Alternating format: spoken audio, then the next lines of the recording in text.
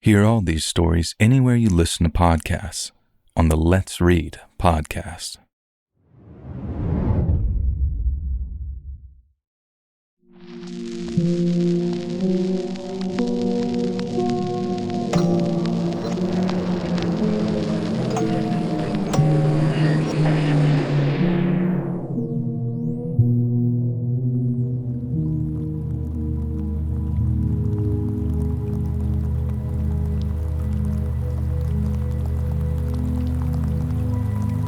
We went on a camping trip to Harriman State Park. It was me, Simon, and Eddie, just the three of us, looking to get away from the city for a weekend. We planned it for weeks, packed our gear, and drove up from Brooklyn on a Friday afternoon. And the park was quiet when we got there, and we set up camp near one of the smaller lakes, a spot that we'd picked off of a map because it was far from the main trails. By the time we had the tent set up and a fire going, it was already getting dark, but the first night was awesome. We had hot dogs, a few beers, and the first serious catch-up in months. And the next day, we decided to hit the trails. It was late morning, and we didn't have any kind of plan. We just followed a trail until it kind of petered out and then kept going anyway. My buddy Eddie had his phone out, snapping pictures of mushrooms and random rocks, while Simon kept talking about finding a good spot for lunch. I was just along for the walk, half listening to them argue about whether there were Bigfoots in New York, and after a couple of hours, the trees started thinning out and we came up on a small lake that we hadn't seen on the map. It was small, less than 100 yards across, and right there near the shore was this lone wooden shack. It wasn't much to look at. The wood was this sort of weathered grayish-brown type and splintered in various places like it had been sitting there for decades at this point. The roof kind of sagged a little, and there was no glass in the single window, just a square hole with a torn scrap of curtain hanging inside. The door was left ajar, not locked, just creaking on its hinges when the wind pushed against it. Simon said it looked abandoned, and Eddie agreed, but I wasn't so sure. Something about it felt off, but we were curious, so we went closer. Inside, it was pretty dim. The light from the window barely reached the corners, and the air just smelled musty, like old wet dirt and old wood. There wasn't much in there. A wooden table in the middle, a couple of broken chairs tipped over in the corner, and some rusty nails sticking out of the walls. And the table caught my eye first. It was rough, splintered, and covered in some dark stains. These sort of big, uneven patches that looked almost black in the shadows, and I ran my fingers over one, but I couldn't tell what it was. Eddie said it was probably bloodstains. Simon agreed, pointing at the walls. They were lined with hooks, maybe a dozen of them, screwed into the boards at different heights.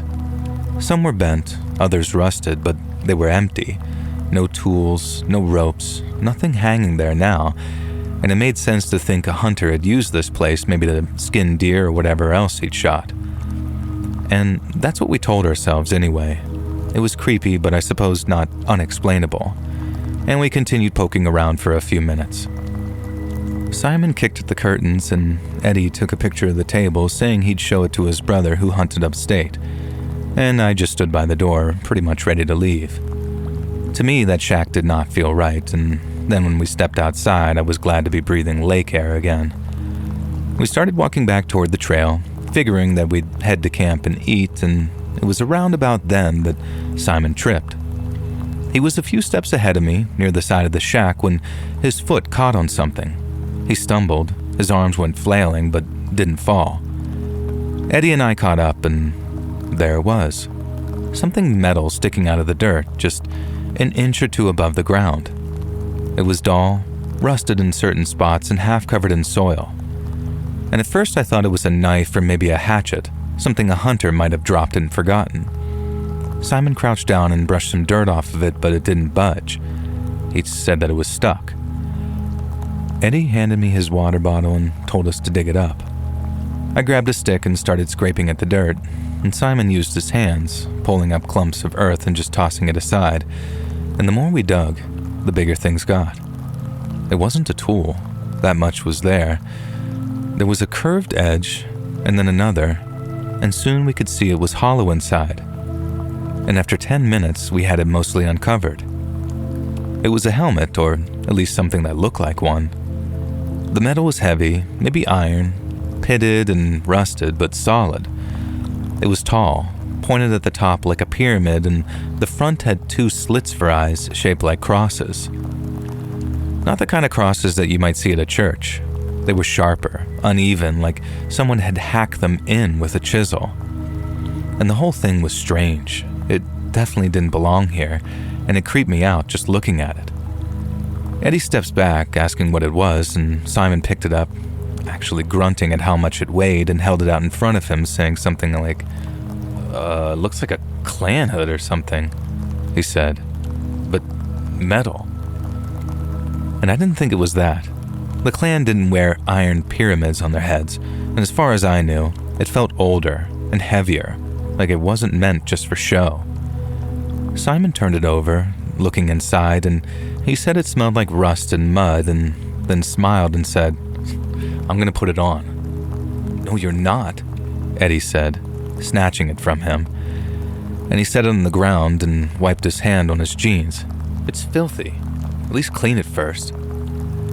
Simon shrugged, but I could tell that he was serious about trying it on later. But I didn't like it. The helmet gave me a bad feeling, like it was almost watching us through those cross slits. But I didn't say anything. I didn't want to sound paranoid like I've been listening to your channel for so long. And we left it there by the shack and headed back to camp. The hike back was pretty quiet though. None of us talked much, and we just kind of kept our eyes on the trail. And by the time we got to the tents, the sun was starting to go down low. We built a fire, cooked some pasta on the camp stove, and sat around eating it with some jarred sauce on top. We talked, and before long, that helmet came up again. Eddie said it was probably some art project, maybe a prop from a movie shoot that got left behind. Simon, though, he didn't buy it. "It's too heavy for that," he said. "Why bury it?" And I didn't have an answer. I just kept thinking about those stains on the table and the hooks on the walls. The shack didn't feel like some hunter's place anymore, not with that thing outside. But we let it drop and finished eating and stayed by the fire until it burned down to just embers. It was after sundown, maybe about 9 or 10, when Simon got up. The sky was dark and there was no moon, just stars and the faint glow of the coals. And he didn't say anything, just grabbed his flashlight and started walking off into the trees. "Hey, where you going?" I called after him. He didn't answer though and just kept going. Eddie and I looked at each other. "He's getting the helmet," he said, and I nodded. We could have stopped him, but we didn't. Simon was gone for a while, longer than it should have taken to walk to the shack and back. Eddie started pacing, muttering about how stupid he was for walking off on his own like that, and I just sat by the fire, poking at it with a stick, trying not to think about that helmet sitting out there in the dark. When Simon finally came back, he was empty-handed. He looked pale and he wouldn't look at us. Eddie asked what happened. Simon sat down on a log and just stared at the ground. "I threw it," he said. "Out in the woods somewhere. Didn't want it looking at me." Eddie asked what he meant by looking at him, and Simon didn't answer. He just shook his head. And Eddie continued to press him, but Simon wouldn't say any more. He looked shaken, like he'd seen something he couldn't explain. And we didn't push any harder than that, and the fire was already dying and none of us wanted to stay up much longer. We climbed into the tent, zipped it shut, and tried to go to sleep, and I just laid there for a while listening to the wind and Simon's uneven breathing. I kept picturing that helmet though, those cross slits starting out from wherever he tossed it, and wondered what kind of person would make a thing like that. And the next morning we packed up early. No one said it, but we all wanted out of there. The drive back was quiet, just the hum of the engine and the occasional car passing us on the highway. We didn't talk about the shack or the helmet, not then and not later, but it stayed with me. Sometimes I'd catch myself wondering what it was, where it came from. I'd think about that shack and the stains and the hooks and that thing buried in the dirt. It didn't feel like some hunter's tool or some lost prop. It felt like something darker, something that none of us were supposed to find. And years later, I looked up Harriman State Park online, trying to see if anyone else had come across that shack. I didn't find much, just trail maps and reviews from hikers. Nothing about a lake with a shack or a buried helmet. Maybe we'd wandered further off the path than we thought, and maybe it's still out there, rustling in the woods where Simon tossed it. I don't know. I haven't been back and I really don't plan to. And whatever it was, I'm glad we left it behind, but sometimes, late at night, I still see those cross slits in my head, and I wondered if we walked away from something worse than we'll ever understand.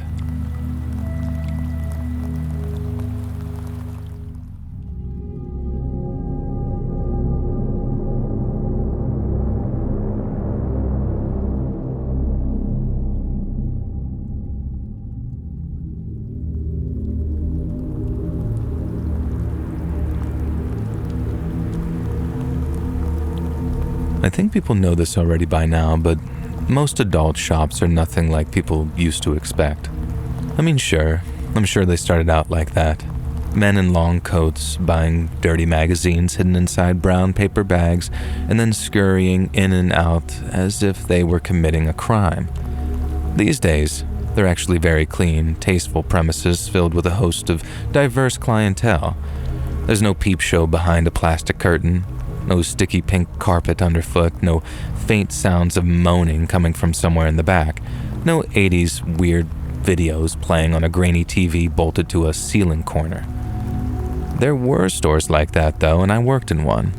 And I'll just call it Angel's Delight, which was actually the name of the rival business my bosses hated. It was in a single-story mall on the outskirts of bumfrick nowhere, and even being a store that sold adult toys and dolls, we were still one of the classiest joints in that whole godforsaken building. I don't like to speak badly of others, but man, some of the motley crew that I got to know during my years in that place. There was the tattoo artist who I'm convinced could have made a stick figure look like complete crap. And there was the piercing store that basically guaranteed a ride on the sepsis train with every ear piercing. The liquor store where, rumor had it, the liquor was the least intoxicating thing they sold. Then there was the inexplicably high-fashion boutique run by an elderly, very conservative couple who were about as fire and brimstone as you could really get. And yet, every Friday night, they'd come into Angel's Delight and buy some of the most specific adult films we stocked. "Just doing our part to get this smut off the streets," the husband would say to me every single time while the wife clicked her tongue disapprovingly. If it was really for that purpose, then tell me, why did they only rid the streets of adult films that featured a very specific whole, a very specific racial combination, and came from a very specific production company whose movies had a serialized plot? Maybe they watched it for the articles. Genuinely, I heard about the articles so many times that I lost count. And my dude, I work here. I don't care. I'm not judging you. Hell, if you didn't slither in to buy hardcore adult mags, my bosses wouldn't be able to pay my wages and I'd have to take out student loans just to get through college. And that's why I was working there. I'd attended college for 1 year, and the crushing anxiety of even a partial student loan for that 1 year had led me to put school on hold and spend a few years working to earn enough to pay the rest of my way through. Adult shop manager was far from the only job I could find, but comfortably the best paying prospect I had. You'd think that a position in a shop like that would be easy to fill, haha, but when I first got the job, my bosses told me that I'd been only the second applicant. When I asked about the first, all they said was that some people were such big freaks that they could even scare away the hardcore fantasy crowd, and I didn't ask any further questions, just sort of snapped up the opportunity. And after a few years there, I was genuinely considering whether I wanted to go back to college or if I should focus on this career in this industry. Things are really going to pop off throughout the 2000s, my boss has said in 2002. Things were really looking positive for the brick-and-mortar adult shop field. And yeah, I'm glad I decided to go back to college the following year, and the event I'm going to tell you about played a big role in sending me running back to academia. It was an entirely unassuming fall Friday at the mall, a couple of hours from closing time, and we stayed open later than most stores due to the nature of our business, and other premises in the mall had already shut their doors for the night. Mr. and Mrs. Fashion Boutique had already been and gone with their latest VHS acquisition. The day was winding down nicely, And like I said, most of our customers kind of snuck quietly into the store. Not this guy. The front door came flying open with such force that I discovered that it had permanently broken the chair of the little bell that hung above it. And that was the least of my worries, though. The guy came sort of stalking through the store. He was tall, really tall, easily 6.5 feet tall, but he wasn't big. He wasn't muscular or broad, just very lanky, not really imposing or anything, kind of gangly. And if he hadn't burst in like that and stormed toward the counter, I wouldn't have thought anything of him. Instead, I had to, because he got all up in my face, slamming down a brown paper bag he jabbed toward me with his finger. "This product is defective, and I'm going to return it for a refund." I rolled my eyes visibly and gestured to the huge no return sign on the wall over my shoulder. "You can return this," he insisted. I knew better than to reach into any brown paper bag purchased from Angel's Delight. The bosses told me how some frat bros would try to return their used adult toys as a prank, and to this day I don't know if this was a joke or an urban legend or what, and it's never happened to me, but I'd be damned if I was going to risk touching anything that had been in anyone else. What's the item?" I asked. "Can you remove it from the bag?" The guy sighed theatrically and took the product out of the bag. I didn't recognize it immediately, but he flipped the box over and I saw that it was an inflatable rubber mask. Kind of like a GIMP mask, but made of stretchy latex rubber. A hose ran from the mouth hole to a pump and the mask could be inflated while being worn. I had no idea when this item had been purchased. We'd had one in stock ever since I'd worked there, and at some point in the last few months it had been sold when someone else was on shift. I knew it had to be over a week ago because I noticed it was gone from the wall by then. "What's wrong with it?" I asked. The guy fumbled with the box, not out of embarrassment, I don't think, but anger. He pulled the rubber mask out, the hose flapping against the counter, and he held it up. "It's torn. Look," he said, and there was a tear at the neck, as if the material had sort of corroded. Hell, maybe that's exactly what had happened. I know rubber and latex expire after a while, and the mask could have been ancient, just sitting on the wall since the store opened in the 80s. Might be entirely not this guy's fault, and his GIMP mask had unfortunately been defective. No returns absolutely meant no returns, though, even in a case like this, and the only way my bosses would have allowed me to refund a customer would have been out of my own pocket. And if you agree to no returns ever, then that means no returns ever. Why should I have to give this guy $20 plus sales tax out of my own hard-earned money? That's a shame," I said. "I guess you should have been more careful when you were putting it on." And I know I was being a jerk, but I didn't like this guy getting all up in my face. And oh boy, did I pay for it. I barely had time to react when tall man reached over the counter, grabbed me by the back of the head, and slammed my cheek against the desk. I could feel the pump of the goddamn GIMP mask pressing into my temple. Tall man leaned down to my ear, and he didn't whisper when he spoke, and I'm afraid that I'll have to paraphrase here. The years haven't been kind to my memory, so I don't have a perfect recollection of exactly what he said, but I think you'll get the gist. "Listen here, you smut-peddling, smug dipstick.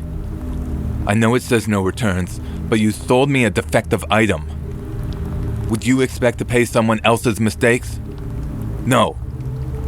Then why should I be expected to pay for yours?" He pressed down harder on my head, and I swear to God, I thought my skull was going to pop right then and there. The guy was way stronger than he looked. "Nuh-uh," I remember blabbering through my mouth, mushed into the desk. "No, sir. So I want to return this item for a refund," he said, and he held me there for a second, and I wondered what the holdup was. Then I felt the cold metal press against my head. "I want a refund," he said. Then the metallic touch left me, and after a few seconds he let go. When I straightened up and could see properly, I didn't see a gun on him. and like most people in October, he was wearing a long coat, and to this day, I can't say for sure that this angry adult shop customer had held a goddamn gun to my head over a $20 inflatable GIMP mask. I'm not sure. But what I can say for sure is that he got his money back. Hell, I gave him $30 because I was shaking too much to count out the right amount. And then it was like his whole demeanor changed. He brightened, smiled, thanked me, and then left the store. And he even took that mask in the bag with him. And so I couldn't even prove to my bosses that any of it had really happened. Not that I would have called the cops anyways. Not in that mall. Not when I was working at that store.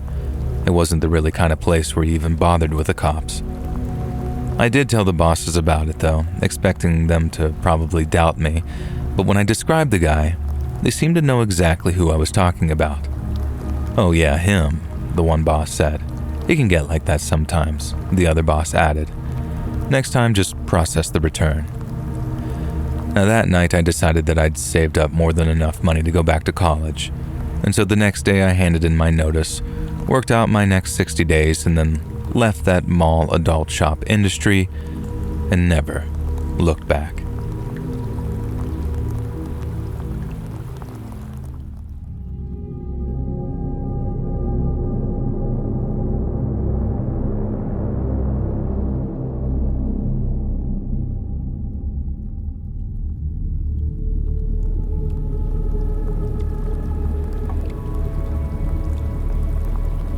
It was the summer of 1979 when the idea of going on a camping trip first came up in conversation. Mark, a close friend of mine since high school, had been griping about his job for weeks. He'd been working some soul-crushing desk gig at an insurance company, and our mutual friend Joey and I weren't much better off either. I was bouncing between temp jobs and Joey was stuck in a warehouse moving boxes for minimum wage. We wanted to get away from things so bad. Anything to break up the monotony of either working or hanging out, but we didn't have the money to go jet-setting to the Bahamas, and we couldn't all get the time off for an extended road trip. And so instead, we decided to go camping. After a little discussion, we decided that the Harold Parker State Forest should be the spot. With it being just an hour's drive north of Cambridge, it was close enough to home that it made for an easy journey, but far enough and large enough to make it feel like a real escape out to the wilderness.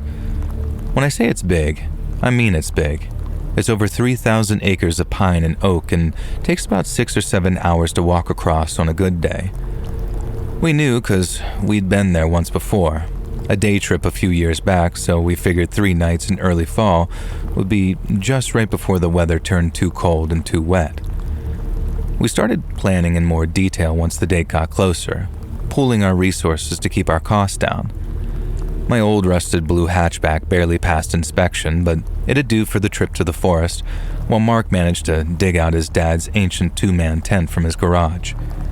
It was still in decent shape despite a few patched up holes, but since it only fit 2, Joey brought along a little one-person deal that he'd bought cheap at an Army-Navy store.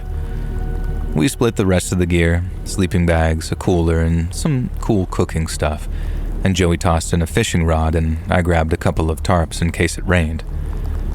Mark got a hold of a map of the park, one of those foldable pamphlet things that you can still get from the park's welcome center, and then after that, we figured that we were all set. I remember the drive being a lot of fun going up. We left on a Friday afternoon. The sun was still high in the sky as we blasted going up country and Born to Be Wild on the car stereo. And then about an hour later, we rolled into the forest just as dusk started to settle. The gravel lot near the entrance only had one other car parked in it, and after putting a few bucks in an envelope at the small wooden self-service kiosk, we picked a campsite near a place called Berry Pond. It was a flat clearing, surrounded by tall trees with a fire ring already set up. The ground was blanketed in needles, and through the trees, maybe 50 yards off, the waters of the pond was shimmering in the light of that setting sun. It was beautiful, thinking back on it. We unloaded the car, hauled our stuff over to the site, and then got to work setting up camp. That first night was great. Mark got a fire going with a lighter and some crumpled up newspaper he'd brought, and then we cooked the hot dogs on a stick and heated the beans in a dented pot that I'd found in my mom's basement. The food wasn't exactly gourmet, but out there it was tasting better than I expected it to. When we were done with the dogs, we cracked the beers and then sat on a log that we dragged over to the fire.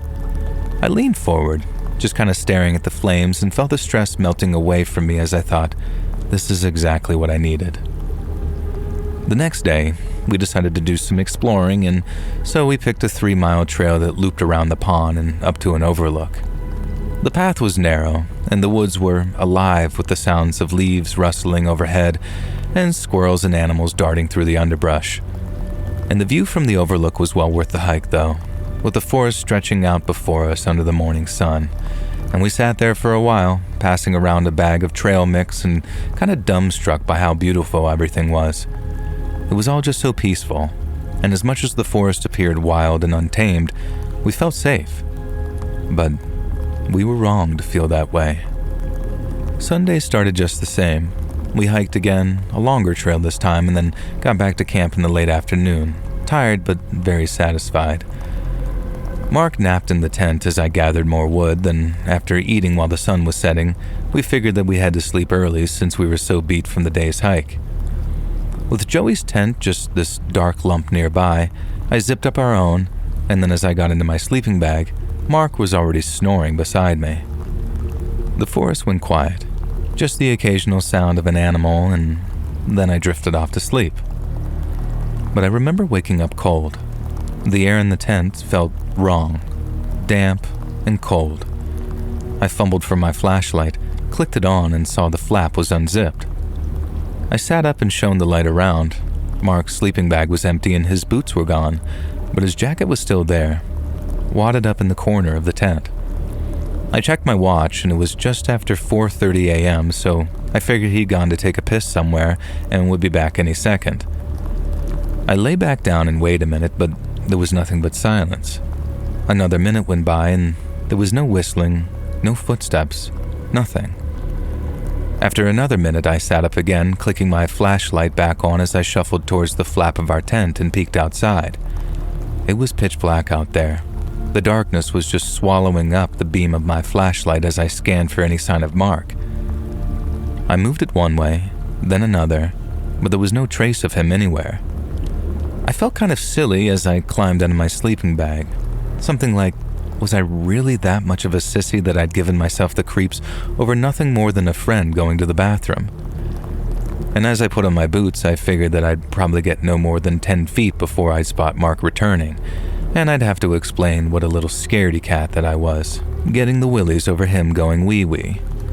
But this other voice in my head kept speaking over the others, asking, but what if you don't? What if he's in trouble? And after pulling on my jacket, I climbed out of the tent and stood up and turned around in a circle with my flashlight in my hand. I was ready to see him walking back, but when I didn't, I took a few footsteps before calling out Mark's name. Kind of low at first, so as not to wake Joey unless it was absolutely necessary. And I circled the campsite, shining the light into the trees, but when I saw that there was nothing but shadows, I started to get this really bad feeling that something was wrong. I called out Mark's name again, louder that time, and that's what woke Joey. I heard rustling in his tent before he unzipped it, and I turned, trying not to blind him with the flashlight, and he just blinked up at me. His hair was a mess, and then he asked what was going on. We went through this whole back and forth of me telling Joey that I thought Mark was missing, him asking if Mark wasn't off taking a pee, and me assuring him that I wasn't just being a pansy. Then, once he was convinced something was wrong, Joey put his boots and jacket on and then climbed out of his tent. We went off searching in different directions at first, circling the campsite at a wider berth while calling out Mark's name, and my flashlight cut through the dark, picking out trunks and bushes, but no sign of Mark. When we met back at the campsite, Joey suggested Mark might have been sleepwalking. Apparently he'd done it a few times as a kid, and that one time, he made it all the way downstairs and into his backyard. I doubted it, but we widened the circle anyway, moving deeper into the woods. Only that time we agreed to stay together. As we walked further and further into the woods, the ground began to slope downward with loose roots threatening to trip us up with each step into that darkness. and my feet and socks were already soaked, and the night was so chilly that my hands shook holding that flashlight. The forest felt even bigger now, denser and harder to navigate, but still we pushed on, yelling for Mark as we went. After about an hour of what felt like walking pretty much in circles, Joey suddenly stopped. He pointed his flashlight toward a bush and something gray that was snagged on it. I aimed my own light, and when I did, my heart sank. We each saw the unmistakable sight of Mark's hat, that faded blue one that he'd been wearing the whole trip, hanging from the bush's thorns. We stared at it for a second or two, not moving, and then Joey spoke up, saying it didn't make sense. We kept moving, each calling out Mark's name again. Then, about 50 feet onward, we found his socks, one, then the other, tossed aside like he just peeled them off and left them there. Next, we found his jeans crumpled in the dirt, and then his t-shirt, and then his boxers, all spread out over the course of maybe 50 to 60 yards and on a very deliberate path. Each of us started trying to make sense of what we were seeing, with Joey asking if I'd seen Mark drinking any liquor or using anything stronger. We drank all that beer that we had with us on that first night, but then, as much as I didn't like seeing him drinking any, there was no guarantee Mark hadn't been sneaky with a secret fifth of bourbon or something. But even if he had gotten drunk out of his mind in secret, he wasn't the kind of guy to go streaking through the woods in the middle of the night. And that just wasn't Mark's brand of humor, I guess. We went back and forth for like that, maybe for a few seconds, carried on calling out Mark's name as loud as we could, and then I think maybe a minute or so later, we saw it. Just ahead of us, lying chest up on the ground, was the lifeless, decapitated body of a young man. Blood soaked the ground around it, having poured from the stump above his shoulders. The cut looked clean and straight, too, and the rest of the body looked untouched. No marks, no wounds, just pale, unblemished skin, bright white in the beams of our flashlight. And I think I kind of just shut down for a second or two. I couldn't move. I couldn't speak. And it's weird to think about all these years later, but there was a moment where I thought to myself, is this even reality? I didn't think it was a dream, or that I might be hallucinating or anything like that. It just looked fake to me. I guess my brain refused to accept what I was seeing for a second and had me thinking it was some kind of movie prop. The way the bright white skin had this almost bluish tone to it, or the way all the blood had sort of congealed around the neck wound and made it look like plastic. I'd never seen a dead body before, so I guess I had no idea what to expect. But for the life of me, I didn't expect to see all of that. I guess Joey had a similar kind of reaction. He didn't think it was Mark, or at least he didn't want to think that it was Mark. And I'll never forget the deep feeling of hurt that I felt when, instead of accepting it, Joey carried on calling out his name. Joey yelled louder and more frantic, over and over, pacing around that body but never looking at it.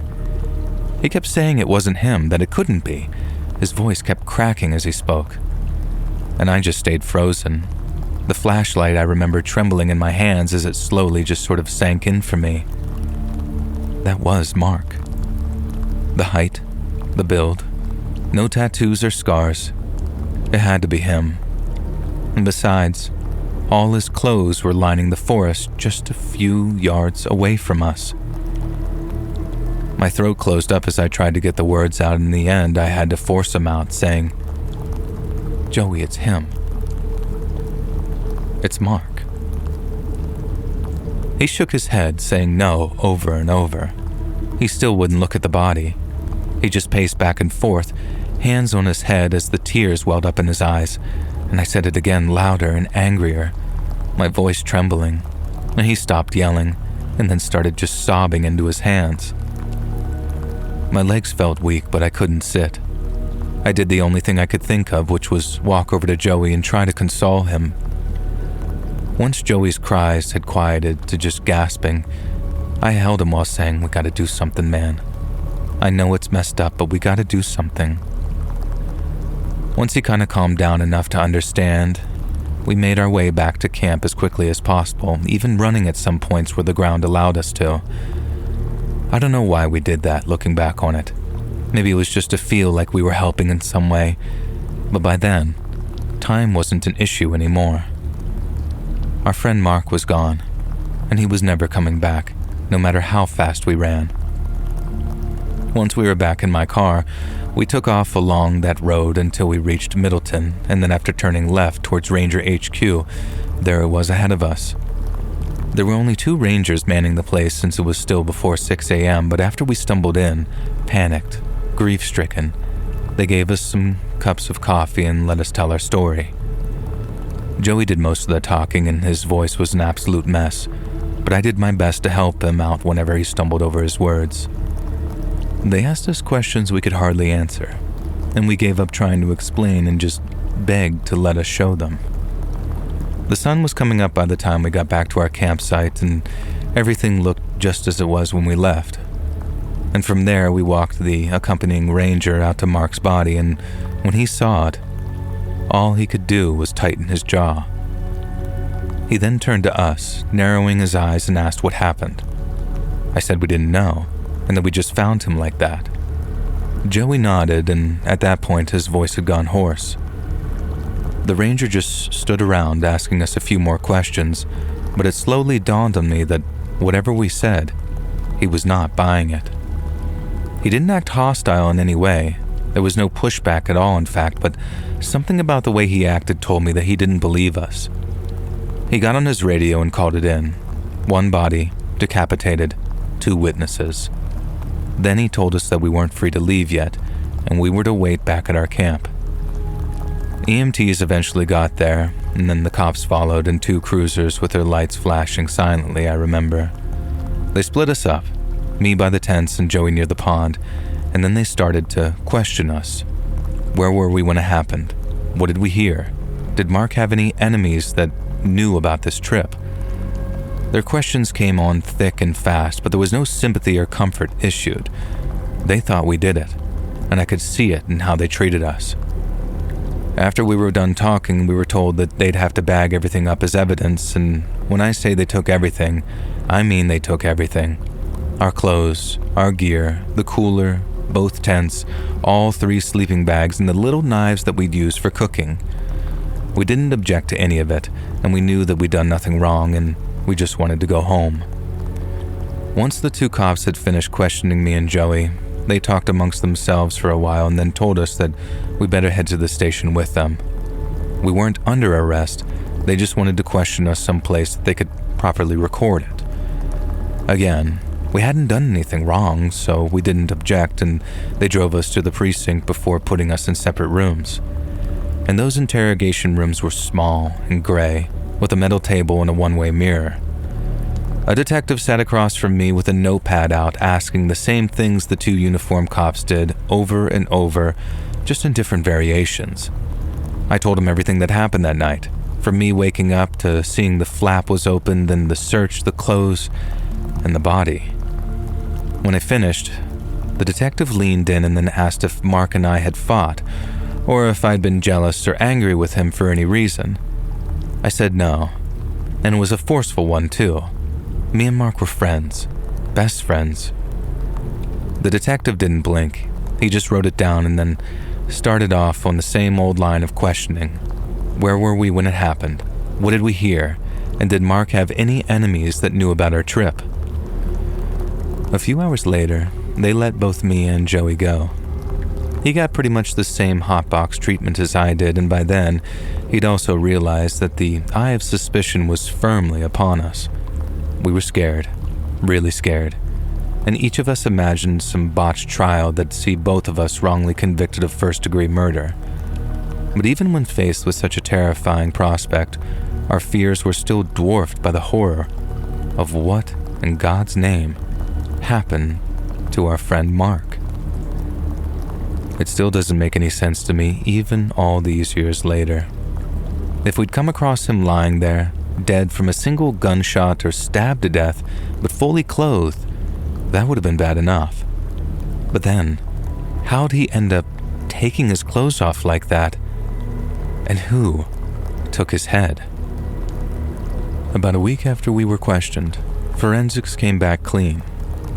It was good news, but neither me nor Joey ever felt like celebrating it.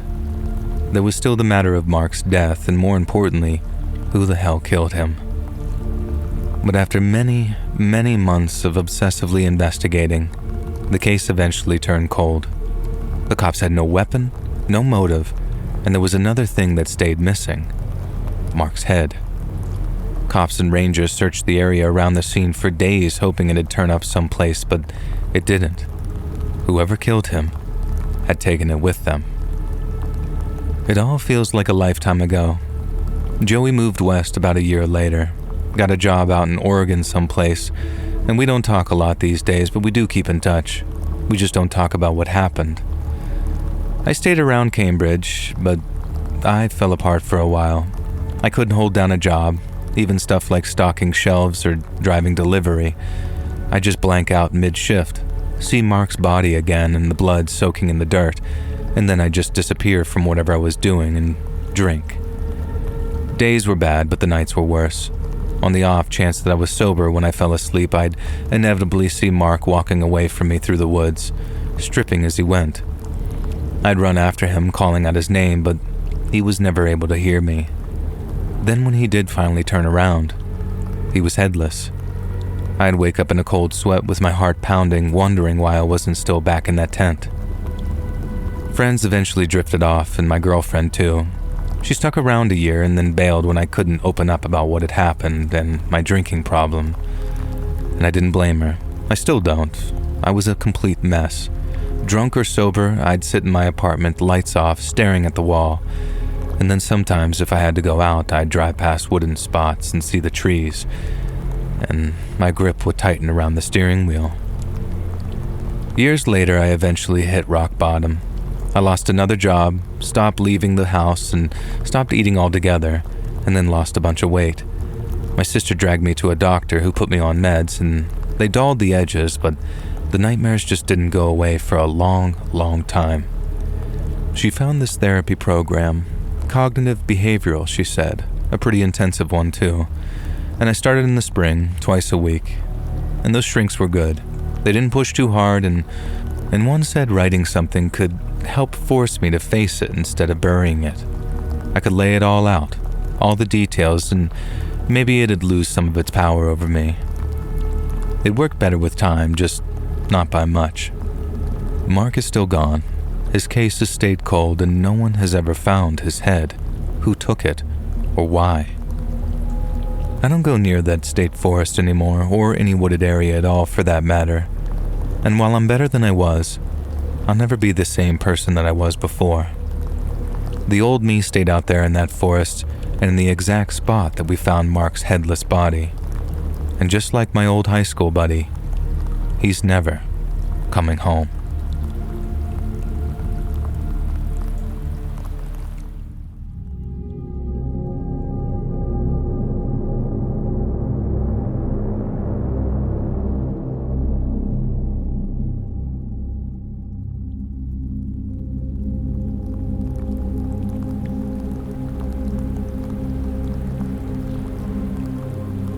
I'll get this out of the way up front. My name is Paul, and I was a mall cop. You'd think this would have been unbearable, but I served my stint as a security guard at a certain small-town mall in the 90s, so I'd left the job before the movie came out. I worked in private security now, but back then I was employed directly by the mall. It wasn't a huge mega mall by any means, but it had a couple of stores, about 20 stores in fact, and a food court, and a central fountain that the kids would throw coins into and make a wish. What this mall did have was a huge warehouse complex at the back. This is one of the big draws for businesses in the mall. They got a portion of the warehouse area as part of their lease to store stock and what have you, and some of them didn't need it and others took advantage of it. Then other local businesses would lease warehouse space to store their own goods and items. The point is, this mall had a large maze of interior storage units out the back, so the area of the mall that shoppers saw was maybe only 40% of the property. Shoppers would stroll around browsing Radio Shack or Borders or the one store that always stuck out to me, Gadzooks, all sorts of clothing stores too. I won't explain the mall layout exactly. It was haphazardly built, kind of a pain in the ass to get around, and sometimes you could find yourself in one section of the mall's upper floor, and you'd have to go down one escalator and back up another to get to the other side. If by any small chance anyone who lived in the area around the 90s is listening, this description plus the storage warehouses is probably enough to make it clear which mall I actually mean. If you know, you know, as my kids say. I'm painting this picture so you understand that the mall wasn't some big open-plan architectural masterpiece with wide walkways for shoppers. It was cramped, claustrophobic, and by the time I started working there in the 90s, it was already feeling run down and out of time. Couple that with a huge warehouse complex out back, and you can imagine why they needed round-the-clock security. There was a lot to explore, a lot of hidden corners that could hide all sorts of ill behavior. And for the first year on the job, I barely had to deal with anything more than a few shoplifters. One old guy was perving on a young woman, a missing kid who was found safe and well sitting in a photo booth, and a few kids who got dared to try and sneak into the warehouse to stay overnight. Weirdly, they were the ones that management came down on the hardest. Really wanted to prosecute them to the full extent of the law. In the end, nothing came of it. They were barely older than 18, but the bosses were weirdly angry about someone trying to stay in the mall overnight. I guess when you think about it, they could have caused untold damage, but like I said, we were a 24-hour security detail, so one of us on shift would have caught them pretty quickly. The weirdness really began a couple of years into the job. The first time, my buddy Chris and I were on a mall shift, and an older, more seasoned guy, Bryn, was in the security office monitoring the cameras. It was mid-afternoon, mid-week, and the mall was average busy. Then I get a call over the radio. It's Bryn. He told me we had a code whatever in my sector and for an unattended package. Now, this was one thing that would make most of us jumpy. We were only a few years past the Oklahoma City bombing, and tensions were still high about any abandoned packages or vehicles in populated public areas. We never had a direct bomb threat, but we'd found a few abandoned bags and things. I guess we were pretty reckless, because we'd never called in a bomb squad. Usually you could just see that they were things shoppers had bought and accidentally left beside a bench and whatnot. This time, it was one of those filthy duffel bags tucked underneath a bench in the corner overlooking the central fountain. Nobody was looking at it when I reached the area Bryn directed me to. I'm not sure if nobody had noticed or nobody cared, but I remember that damn bag like it was yesterday. It was dirty, like it had regularly been rolled in dust and debris and maybe chalk. And as I got closer, it was clear that it stank. Of piss, of all things. I remember thinking, who pisses on a goddamn bomb?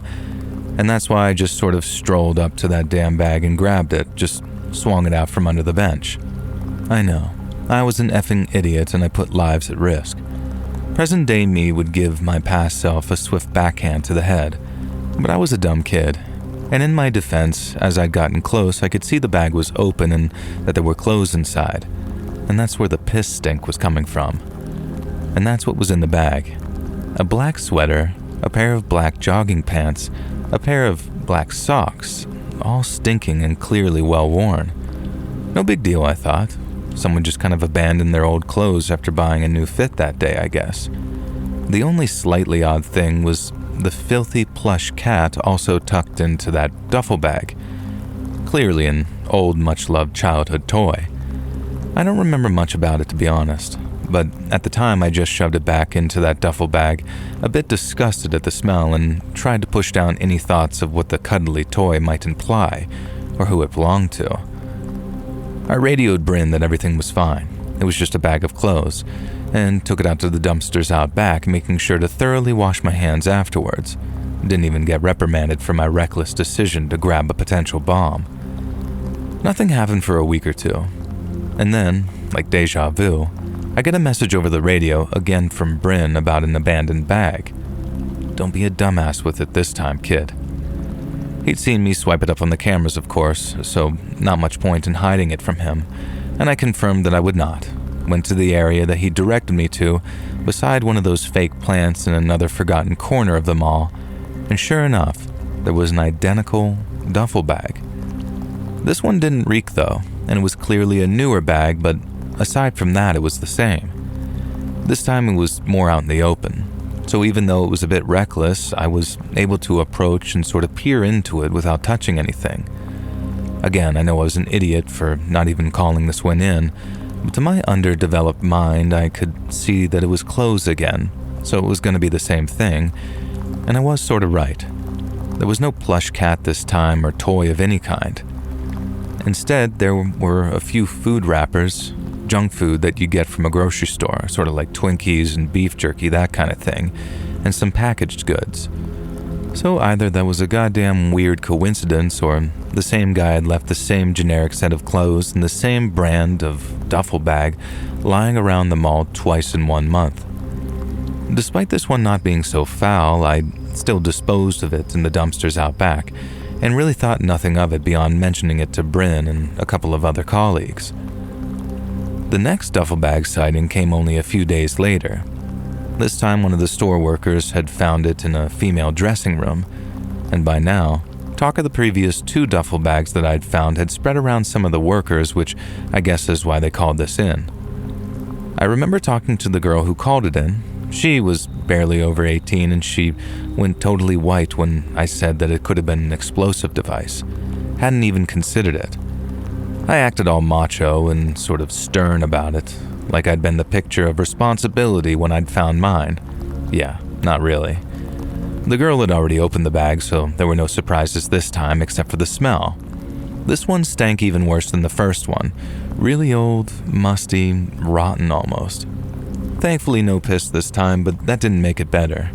The girl looked like she was about to puke, so being the gallant, manly security guard that I was, I took it off of her hands and, you guessed it, to the dumpster out back. This time I didn't even check if there was anything else in there besides clothes. I wasn't touching that crap.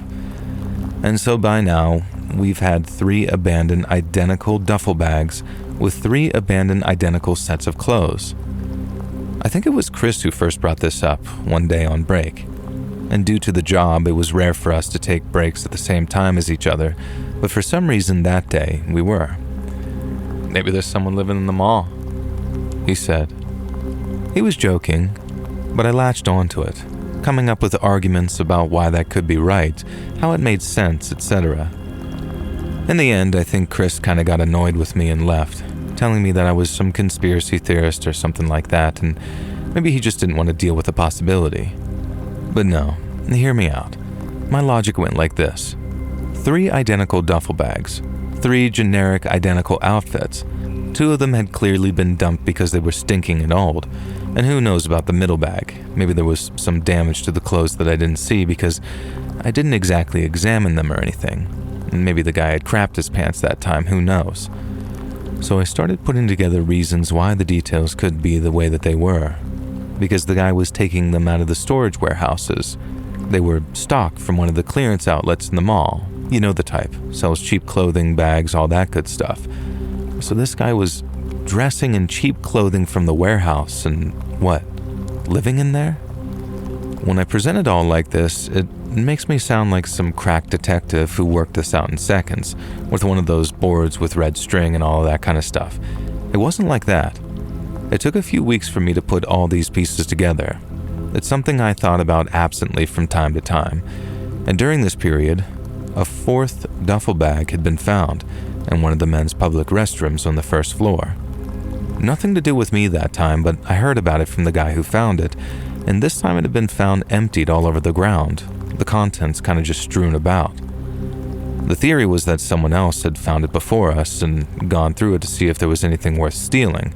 Hell, maybe there had been, but I don't think so. It was just the old clothes or more perishable food wrappers. My chance came a few weeks later. It was my turn to switch with the night guys, and I liked the night shift. I was just coming out of a bad breakup at the time, so I liked the silence, the time to think. I've always been that kind of person when there's badness afoot. I like to be by myself, kind of lost in my own head, and And I have a couple of creepy hiking experiences because of this that I might send in one day, who knows. And so I was glad that I had the night shift because I needed the space for my head, but I also am glad because it gave me an excuse to poke around the warehouse unimpeded. I tried to bring it up with colleagues in the previous weeks, but the senior boys in particular were very keen to dissuade us from poking around back there, and at the time, I started to entertain some really weird thoughts about it all, but later discovered that it was totally unconnected. Some local business that rented this space did so under the agreement that poking around wouldn't happen, and I guess that explains the haphazard security cam coverage in the warehouse areas too. Certain areas, especially inside Warehouse B, were complete camera blind spots for the most part. I had a pretty strong suspicion that the blind spot areas, and thus the areas my night shift led me to patrol the most, were where someone might actually be hiding. I've told events slightly out of order because I guess I have a flair for the dramatic, and in the weeks leading up to the start of my night shift, I'd become convinced that I was seeing things. Nothing wild, not talking or creepypasta tier, just obvious things. Glimpses of black-clad men carrying that specific black duffel bag, always blending into a crowd or disappearing around a corridor. People whose faces I could never get a full look at, who always seemed to be deliberately keeping just out of my reach. But at the time, I knew that I'd look like a nut job if I pursued that, or even told anyone. Hell, maybe in the years since, I've built it up in my head and remember it happening more often than it did, but it's enough that even looking back now, it gives me, the grown-ass man who's worked some tough security jobs, the shivers. There was something about the shapelessness of it. The idea that someone wearing black was sneaking around the mall, my mall, even though they hadn't done anything bad except for leaving stinking clothes around. Well, not yet anyway. So, first night shift, I almost ran to the Warehouse B route in eagerness. Dumb, I know, but when I got there, I kind of paced myself, started walking the route normally. The warehouses had lights, and we were allowed to have them on during patrol, so it wasn't some sinister pitch black walk through the dark, or at least it wasn't meant to be. I walked the route, probably whistling, trying to look like a picture of doesn't care to who, no idea, and this area wasn't even covered by cameras. But then I started looking a little closer at things. Just take a look, I thought, you know. And I remembered this shelving unit belonged to one of the clothing clearance stores, and I figured that it wouldn't hurt to double check the boxes, you know, that kind of thing. Like I was trying to convince myself in my own head that I wasn't investigating the idiotic idea of someone living in the back corridors and hidden corners of the mall, because obviously that wasn't happening. How could it have been? Why would someone? But then, I found the nest. Yeah, okay, it wasn't a nest like that, not some creature's lair, but it was a collection of boxes on a huge bottom shelf that had been opened and taped together to form a kind of tiny room. It was barely disguised, and I have no idea how anyone missed it before I found it. To this day, there's a tiny part of me that suspects that he wanted to be found, and specifically by me, because I had been the one to find his first duffel bag. And I'm sure that's just my dramatic side talking again, but, you know, you start to wonder. As mall security, we had these extendable baton things, and I never had a cause to use mine for violence, and I hope that night wouldn't change that. But I had been waiting for an excuse to extend it with a whooshing wrist flick motion in the line of duty, which I did at that moment, or at least tried to. Of course, that's the time that it didn't work properly and the baton got stuck and I had to extend it by hand. And I'd shown that move off to buddies God knows how many times, and the one time I finally got to use it, I fumbled it. So I approached this obvious nest of boxes. Of course, I didn't know what was inside at this point, just that it was a bunch of boxes taped together, and I could see an opening in a space beyond. "Hey, anyone in there?" I called out. "Mall security. I'm giving you one chance to come out with your hands up." I don't know why I said with your hands up. We didn't carry guns. It just sounded like something I should say. "Yeah?" I called out, or something else, and there was no movement from inside the box. And I reached forward with my baton and parted the flap that served as a door. And holy crapola, the stench. It was honestly like chemical warfare. Jesus Christ, and until that point, I'd had no idea that the simple odor of the human body could end up being that foul. It wasn't soil from a human or anything like that. It was purely the stench of human existence.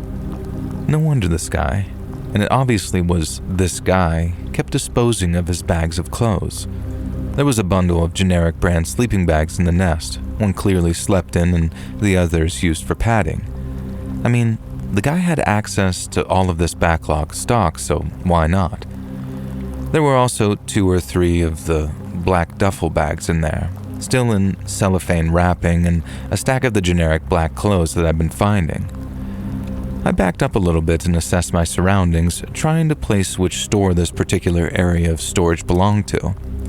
And then things clicked into place. This shelving area had belonged to the budget clothing store that had gone out of business last year. I guess for whatever reason they shut down suddenly and left their stock behind, and eventually someone would have come to clear it out. I had no idea what happened in a case like that though. I wasn't a retail worker. I do remember that around then it was unusual but not unheard of for a store to suddenly shut down. And clearance generic brand clothing sold cheap. You don't have to be a genius to connect that kind of store with sweatshops. So who knew what possible reasons could have led to a shutdown and abandonment of stock? Now leaning back in, covering my nose, I tentatively peered into the den that my squatter had been inhabiting. Nothing else really identifying or interesting, and I figured that we'd have to call the cops to report an intruder, and they could go through this little living area and the warehouse overall and search for any identification or evidence of wrongdoing besides breaking and entering. I was a security guard, not a detective, and it wasn't my job to investigate the crime, just to stop it from happening. It felt like an anticlimax, but I was relieved to finally have the matter taken out of my hands. As I backed away from the den and straightened up, I realized 2 things at once. 1, the den was empty, which meant the guy was gone. And 2, the den was empty, which meant the guy could be anywhere. And I fumbled for my radio, dropped the freaking thing because of course I wasn't acting like the manly hero I'd always pictured in those scenarios. Then, when I was sure the brick of a unit wasn't broken, I radioed through to the security office.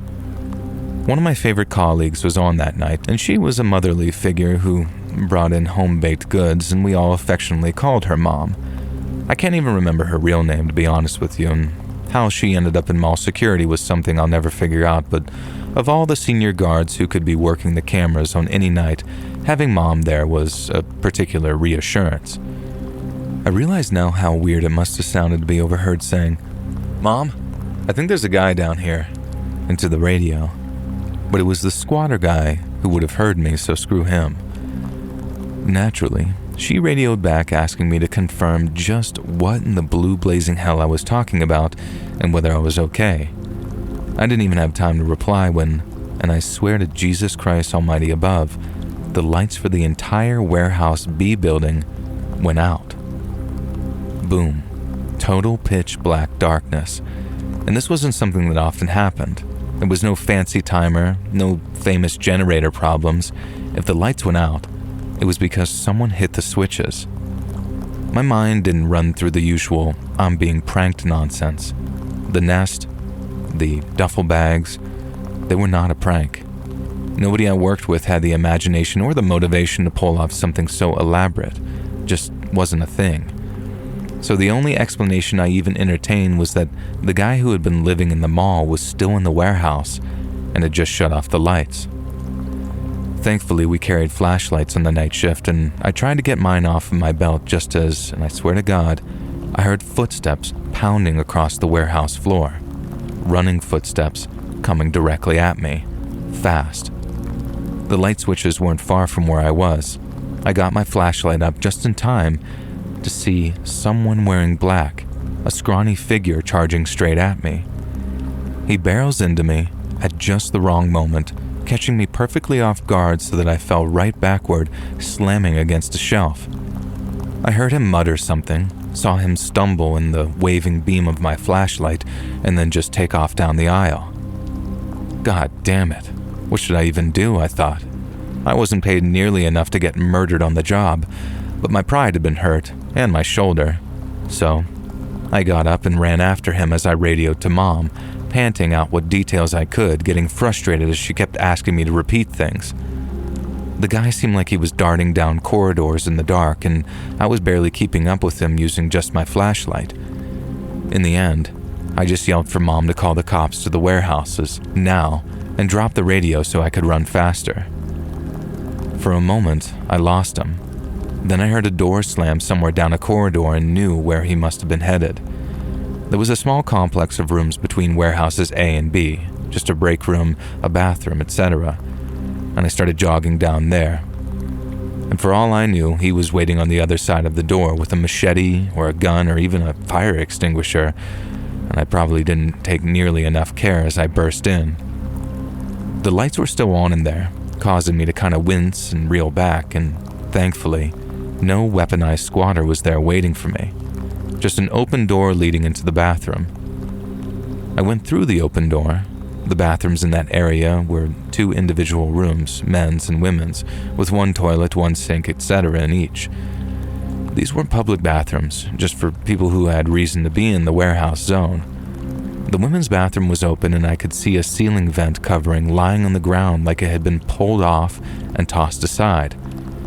I stepped in and shone my flashlight up into that hole, and I thought I could hear the faint sound of someone crawling away through those vents, but maybe that was just my imagination. I was so fixated on the vent that it took me a moment to notice the writing in the mirror.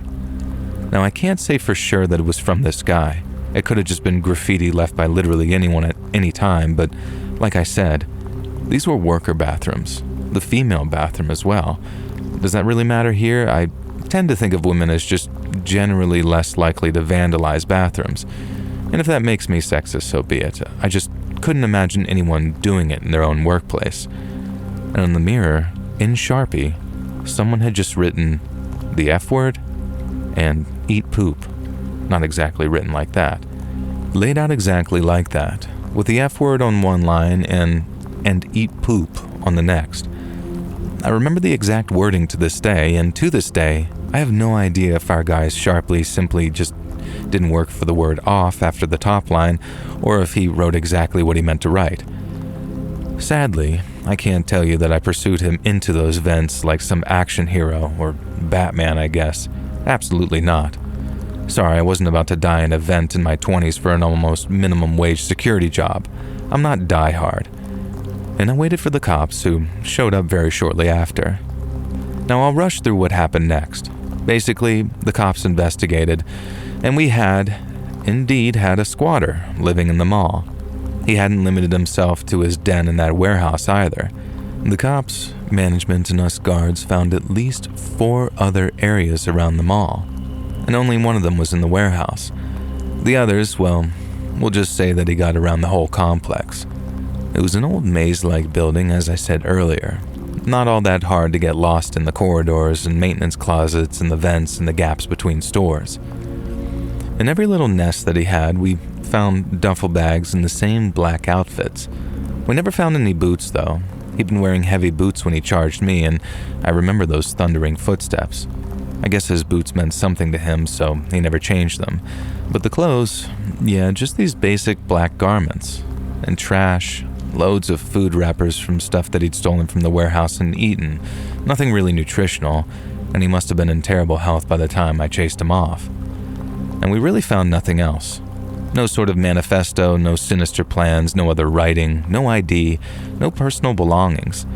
But I always remember how in that first duffel bag, there was that one dirty plush cat. And had I thrown that guy's one beloved possession into the dumpster out back? And is that why he told me to F off and eat crap? And that phrase became a running joke around the security guards for a while, until, like all things, it eventually fizzled out. It was kind of just easier to focus on that than consider how incredibly creepy and unsafe it was that someone had been living in the walls of the mall for who knows how long. Probably the same reason management was very focused on keeping it covered up. I never found proof that anything truly terrible had happened, but of course the vents and crawl spaces had access to the bathrooms and the private and public ones. There were dressing rooms, all sorts of places for someone to hide, and if they were so inclined, he might even watch. We all publicly agreed that it was better to just not know, as long as he never came back, and you can believe security was pretty tightened up, at least for a while. I left the role about 18 months later, and by then, things had calmed down somewhat. But those of us who had been there at the time still talked about that shadow in the walls, so I really don't have any definitive conclusion about who this creepy, stinky guy was that knocked me over, and I know that's pretty disappointing, but I do know who he was, sort of. As about 10 years later after I left that job, I was in a very different place and position in life. I was in a relationship with someone who would later become my wife, and she was also from the same town. We'd grown up together, but not together, if that makes sense. The kind of relationship where you meet later in life and remember each other. She knew about that mall shadow, obviously, and many of the other bizarre stories. But this one had always stuck with her because she'd been to that same mall many times. Even though we lived across the country by that point, my wife, though we weren't married yet when this happened, still got our local weekly paper mailed to us by her mom. It was sort of a cute thing, but now I kind of wonder if her mom did it purely for this purpose. There was a story a few pages in about a man who had been arrested. His charges were stalking, harassment, and conspiracy to kidnap. He appeared to be an unhoused individual and had been living pretty rough, while repeatedly stalking a handful of women in the area. This time, when they picked him up, they had found a manifesto. According to the newspaper report, it was a notebook that he had just filled with scrawlings about one unnamed young woman in particular. I couldn't find any more about the case online and never really have, even in the years since, and I guess the charges were eventually dropped, or maybe he died or something.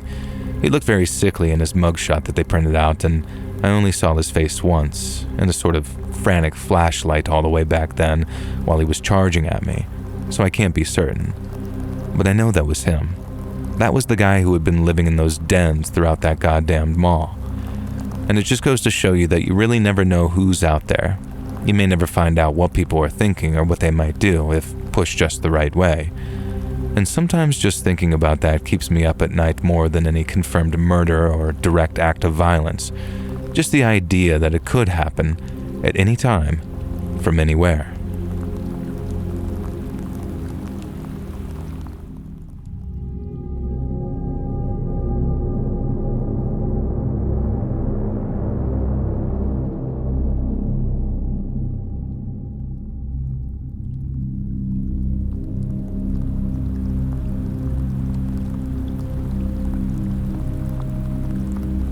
I'd always been drawn to the outdoors, and my buddy Chris was the same.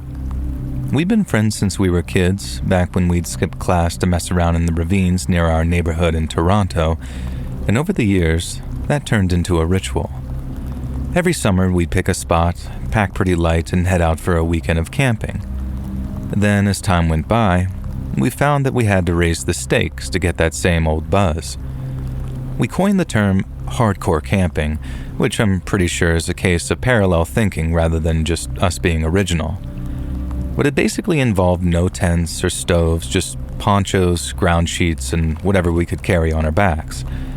We'd bring a little food with us, but in such small amounts that after a couple of days, we'd have to forage and fish and otherwise live off the land if we wanted to eat. It wasn't easy, but that was the point. Then the year that we were both 24, we chose Algonquin Provincial Park, a massive chunk of forest and lakes up in Ontario, for 7 days of wilderness living. And we started out strong. The first day we hiked 12 miles from the trailhead, cutting through thickets of pine and birch, and the air was cool, the sky was patchy with clouds, and after our day's hike, we set up camp near a shallow creek. I rigged my poncho over a low branch while Chris gathered sticks for a fire, and then we ate some jerky, boiled some water from the creek, and let the flames of our campfire die down as the stars started to come out. It was quiet, just the rustling of leaves and the occasional hoot of an owl. But that was kind of how we liked it. No noise, no people, just us and the wild.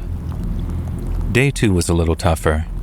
The terrain got harder, all rocks and roots, and we had to climb a steep ridge to keep heading north. My calves were burning by midday, and the much taller Chris kept outpacing me as his long strides ate up the ground in front of him. And that night, we slept on a flat stretch of moss, and the ground was very cold. And I woke up once to the sound of a twig snapping, my hand fumbling for the knife that I kept at my side, but apparently it was just a deer moving through the dark. Now, by day 3, we were nicely warmed up, and we fell into a steady rhythm. Our packs were lighter now, our food supplies were dwindling, but we were used to it, and hunger was always the best motivator to me. That afternoon, Chris caught a small trout in a stream with a line that he'd made out of something in a hook, and we cooked it over a fire, splitting that flaky meat with our own hands and drinking water that came from the fast-moving streams, and it was better than any bottled mineral water on the market at the time. We checked the map every now and then, but mostly we moved pretty much on instinct, letting the forest guide us to potential campsites. Algonquin was huge, thousands of square miles, and we were deep in the middle of it, far from any roads or ranger stations. But that's exactly why we were there, you know. No safety net, just us and the great green beyond. The 4th day started just like the others. Chris was already awake and rolling up his ground sheet as I climbed out of my tent. Then, we ate the last of our granola, shouldered our packs, and started up north again. The forest was dense, and we didn't talk much. We just fell into step, with our feet being pretty much the only sound we could hear. Now, around noon, we stopped at a narrow stream to refill our canteens. I knelt by the water, splashing some on my face, when Chris tapped my shoulder. "You see that?" he asked, pointing off into the distance. And I followed his eyes, and there it was. At first I couldn't see what he was pointing at, but then I saw it too. A shape, with too many straight lines to be natural. We grabbed our packs and moved closer, pushing through the underbrush. The trees started to part, and there it was. A building, or more specifically, a church. The walls were old wood, gray and cracked like they'd been standing for 100 years or more. The roof was steep, covered in moss and fallen needles, with a rusted cross perched at the top. Another cross hung from the front door, which was boarded up and chained shut with a heavy padlock. There was no steeple, no windows, just this worn, weathered box, half swallowed by the forest. I remember turning to Chris, saying something like, "What the hell?" And he didn't answer. He just pulled out the map, spread it out on the ground, and began tracing our route with a single finger. And there was nothing where the church should have been.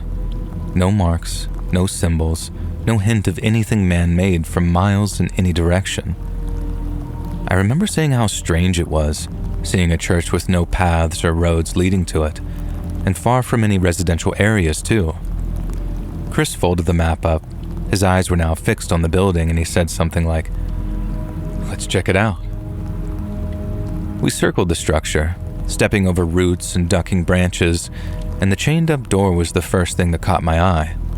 The rust was very thick, and the padlock seemed untouched. It looked like no one had been here in forever. Then as we got around the side, we saw a hole where the rotten wood had been scraped away. It was low and very jagged, just big enough for a person to crawl through. "It's gotta be an animal," Chris said, peering into the dark. "Probably used this place as a den." And he was probably right. But when he shrugged off his pack and dropped down to his hands and knees, that's when I started to feel uneasy. I said something like, "Are you kidding, dude? You want to crawl inside?" And he says something like, "Duh. You don't want to see what's in there?" I mean, I did, but I figured we could just shine our flashlights inside and then take a look from outside the hole. And I suggested that, but Chris ignored me, just dropped to his stomach and started wiggling through that gap. I couldn't let him go inside alone, so, of course, I followed. I ditched my pack and followed him, the rough edges scraping my shoulders as I crawled through that hole in the wood, and the air inside that church was damp, cold, and stale. We stood up in the dim light, brushing dirt off of our pants, and the place was completely empty. No pews, nothing. just bare walls and a floor of packed earth littered with dry leaves. At the far end stood a huge wooden cross, but what really stopped me was in the center of the room. A steel trapdoor, partially covered in dirt, and its edges bolted down and wrapped in thick chains. Another rusted padlock hung from the links, sealing it tight. I stepped closer, staring at that trapdoor. It looked solid. No scratches, no markings, just cold, dirty metal. Chris then walked over and knelt beside it, and the chains rattled as he gave them a tug. They were clearly solid. I remember wondering out loud what might necessitate something like chains, and Chris looked up. "Maybe it's not a church anymore," he said. "Maybe it's some kind of hideout." Now that much was obvious, but for what? And who? Chris stood up wiping his hands and said it could be anything. Cash maybe, some smuggler's stash, or loot from a robbery, locked up and forgotten. I mean, why else would it be chained up like that? And I just shook my head. A bunch of cash seemed like a stretch, and it could just as easily be something dangerous. Nuclear waste, chemicals, something toxic people didn't want found. I think I made a pretty good point, but Chris just wasn't hearing me out. His eyes had this sort of edge to it, like he'd already decided what he was going to do. "We gotta get in there, man," he said, heading for the hole and the woods outside. "Let's find something to break the chains." I yelled for him to wait and then grabbed his arm, but he yanked free and crawled out anyways, and I just scrambled after him. Now outside, Chris started pacing around the church, kicking at the ground. I asked what he was doing, even though I already knew and got the exact answer I expected. "I told you. I'm looking for a rock," he said. "Something heavy enough to smash that lock." But the forest floor was flat there, just needles and small stones and nothing big enough for what he needed. I said he was acting stupid, that even if something was down there, it was a crazy idea to try and go get it.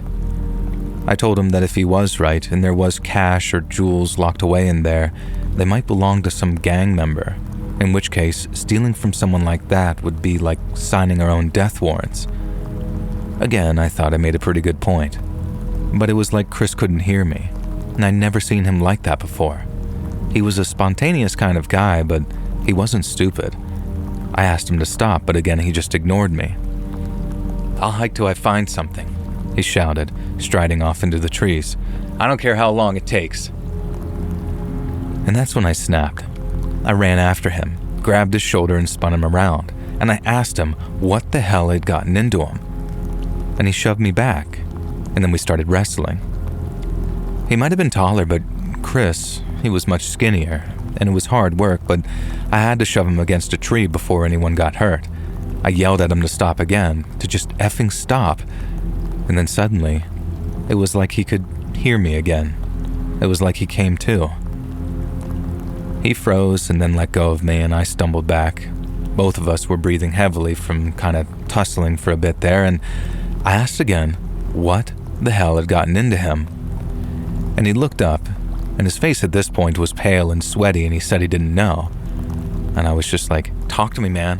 What's going through your head right now? You didn't eat?"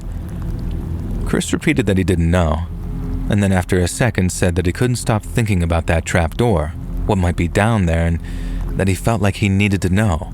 It was the adventure he was looking for. He looked kind of distant as he spoke too, rubbing his temples like he had some type of headache. And I crouched beside him, feeling the adrenaline fade as I asked if he was good to keep moving. He nodded, and we just went back to grab our packs, and then we put that weird church behind us. And the rest of the trip, though, felt kind of off. We camped 2 more nights and stuck to our routine, hiking, foraging, boiling water, but that spark and excitement for being out there was clearly gone. I kept watching Chris, waiting for that weird energy to reappear, but thankfully it didn't. He was a little quiet, but otherwise back to normal. And by the time we hiked out and drove back to Toronto, he was cracking jokes again like nothing weird had even happened. We started calling that church the Cellar Stash, turning it into some story that we'd laugh about over beers, But whenever I thought about it alone, it never felt all that funny to me. And back home, life slipped back to normal. I went back to my boring office job. Chris went back to working in kitchens, and we'd still meet up for drinks to plan our next camping trip. And whenever we did, the subject of the church would always come up, but it was always light and there was always a punchline. I'd ask him if he remembered losing it over that trap door, and he'd just kind of grin, shaking his head and say something like, "Of course I do. We'd be millionaires right now if it wasn't for you." We'd laugh and then change the subject, but neither of us ever suggested going back. In fact, we steered clear of that part of Algonquin altogether from there on out. It's kind of ironic, given how it was Chris that had seemed so suddenly and unexplainably obsessed with it. And not for me, but over time I realized that I couldn't get that church or the trapdoor out of my head. I just kind of lie awake some nights, picturing it. The gray door, the rusted crosses, the trapdoor sealed with its chains and padlocks. Chris's theories were wild. Cash, jewels, but I wasn't buying it. Something about the place felt wrong, like it was something way more sinister than some crook's secret stash. I'd think about how Chris acted, how he had that manic edge in his eyes that I'd never seen before, and wondered if it was just him or if it was something in the church or us hiking. I don't know. It did something to him, though. And then the months passed, and then a year, and Chris never showed another sign of cracking, and to this day, he's been solid as a rock. We went on other trips, smaller ones, closer to home, and there was like a sort of unspoken agreement that Algonquin was off the table. I'd scroll through forums sometimes, looking for anything about a church in the park, but nothing seemed to match. No records or stories, and it was almost like that place didn't actually exist. And maybe it didn't, not officially anyway. Maybe someone built it out there, away from everything for a reason we'd really never know about, long ago. And I tell myself it was just an old ruin, a relic of some forgotten time, and that me and Chris had just overreacted. But then I remembered the chains and the way that they'd sort of gleamed in the light and the hairs on the back of my neck standing up. Chris moved on, or at least he seemed to. He'd talk about the trip like it was nothing, like the church was just a weird blip. I played along and kept it light, but deep down, I knew that we brushed up against something that we weren't meant to find. I never told him how much it still bothered me, how I dreamed about that trapdoor some nights, and how I sometimes wondered if we dodged something worse than we realized. And it's been years now, and we are still friends. He's the same Chris, loud, stubborn, and loyal, and I don't think he dwells on it too much, but me? I don't think I'll ever fully let it go, hence why I sent it here. And that church, I know it's still out there. I'm sure of it. Standing silent among those trees, and whatever's chained up under that trap door, I sincerely hope it stays there.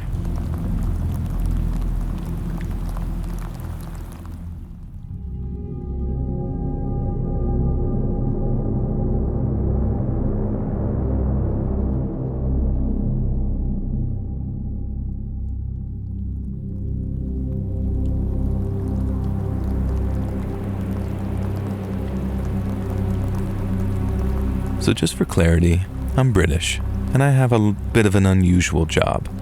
I go from place to place, usually at night, all around the country, fixing vending machines, jukeboxes, and arcade cabinets. My company hires and trains people to fix any of these devices that someone might rent for their public space. 95% of my work is vending machines. Usually some crap like a pack of space raiders had gotten stuck in the prongs, and nobody's confident enough to give it a good thwack. I don't advise that anyway, it voids your warranty. Now anyways, sometimes it's more fun though, and I get called halfway across the country to fix Mario Kart. If I'm really lucky, it's a classic arcade cabinet, an actual honest-to-God 80s one that's still functioning. These things are surprisingly robust and mostly just need a bit of maintenance. Tonight's job was in a motorway service station that's attached to a much bigger mall. After hours, only the service station area was open, which was a large open-plan room with a row of fast food kiosks, a side room with a few arcade machines, a corridor leading to public toilets, and then a big crate that would normally lead into the now darkened mall. I pulled into the car park. The huge unlit mall loomed over like a squat brick house, and honestly, the lights of the service station area were really welcome at that point.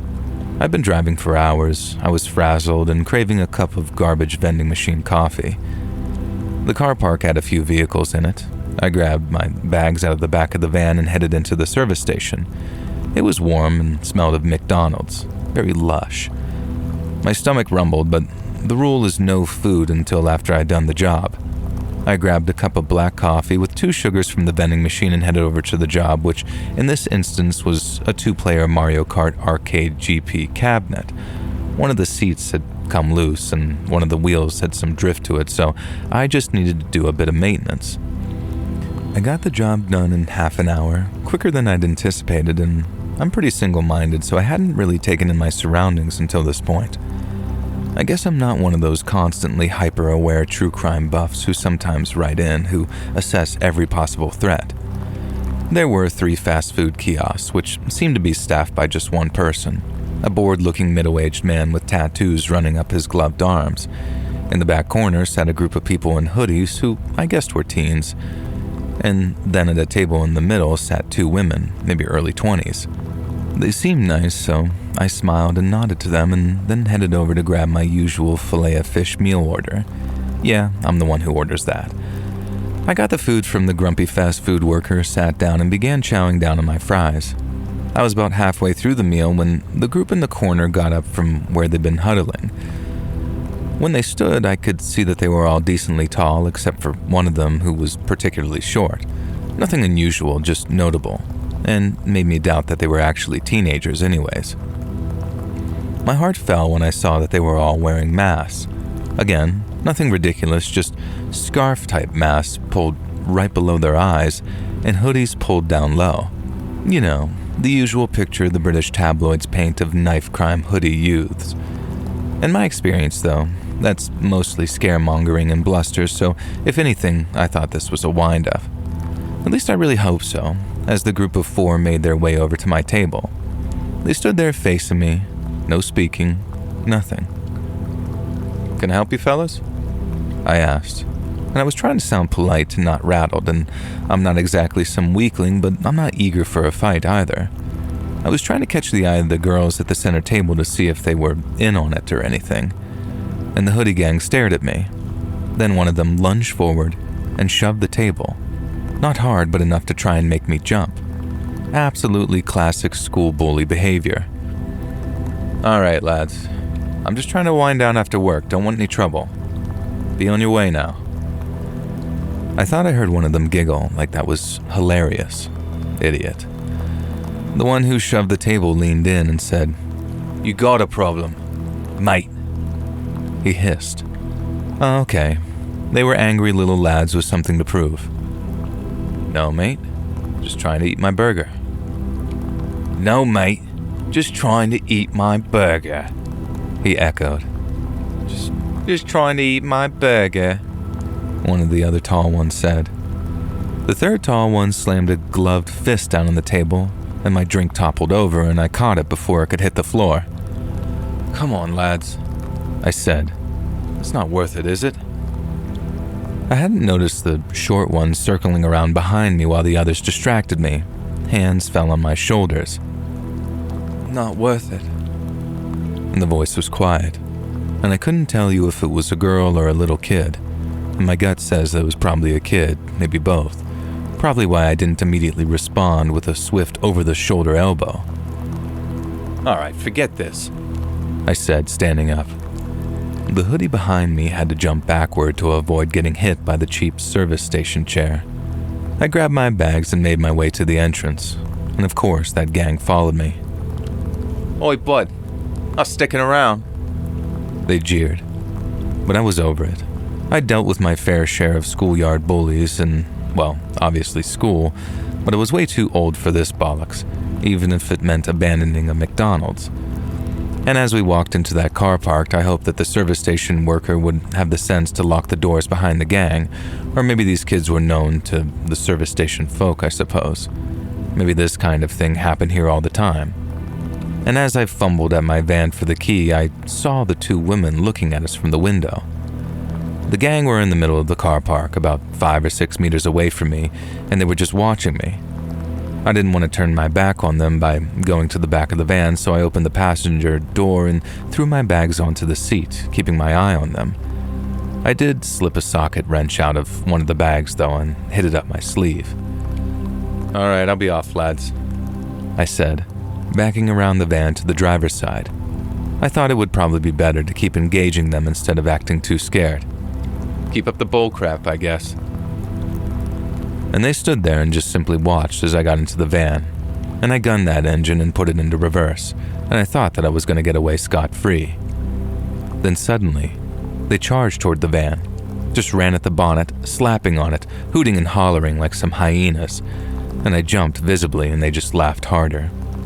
They had no fear at all that I might just drive into them or anything, so I slammed down on the pedal and peeled backwards in a U-shape through the almost empty car park and drove off. They chased me as I turned, slapping and banging on the side of the van a few times and then sank back into the darkness.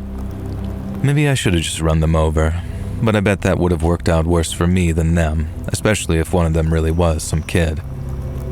I stopped at a later service station to see if any damage had been done, and there was a big, thin gash along the side of the van.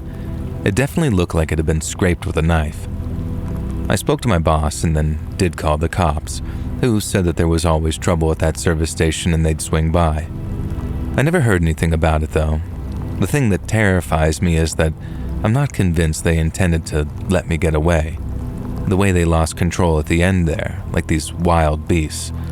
I'm certain if I'd gotten out to confront them, I wouldn't have been leaving that service station in one piece.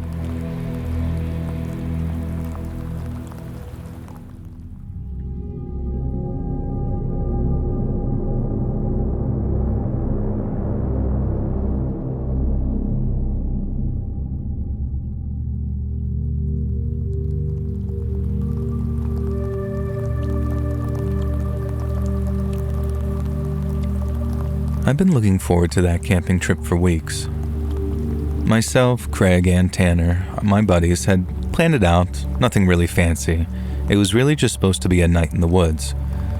We picked a spot in the middle of nowhere, out in Tennessee, somewhere deep in the backcountry where the trees were thick and the roads were complete dirt. And it was just us, our tent, some beers, and a fire. It was pretty simple, the kind of thing that we'd done 100 times growing up. I figured it would be a good time, and it was, until the morning. We got there late in the afternoon. The sun was already dropping down, and we set up camp quick, pitched the tent, gathered some wood, and got a fire going. The night was going smooth, and the woods were pretty quiet. We sat around, drinking and laughing, just sitting around the crackle of the fire, keeping us company. And it felt good to be out there, away from work and the noise of town. And when I woke up, the fire was just down to ashes, and the sky was gray, and we could see that early morning light coming in. Craig and Tanner were still out cold, so I crawled out of the tent, stretched my legs, and then figured that I'd get some coffee going. I walked over to my truck to grab the pot from the back, and that's when I saw it. There was a skin, some kind of animal skin, stretched out across the hood of my truck. It wasn't just tossed there. It was laid out flat, like someone had taken their time spreading it. The fur was gone, scraped completely off, and the underside was raw and pink, just glistening and wet. Blood streaked down the windshield, thick and dark and already starting to dry at the edges. I couldn't tell what it was. Maybe a deer, maybe something smaller.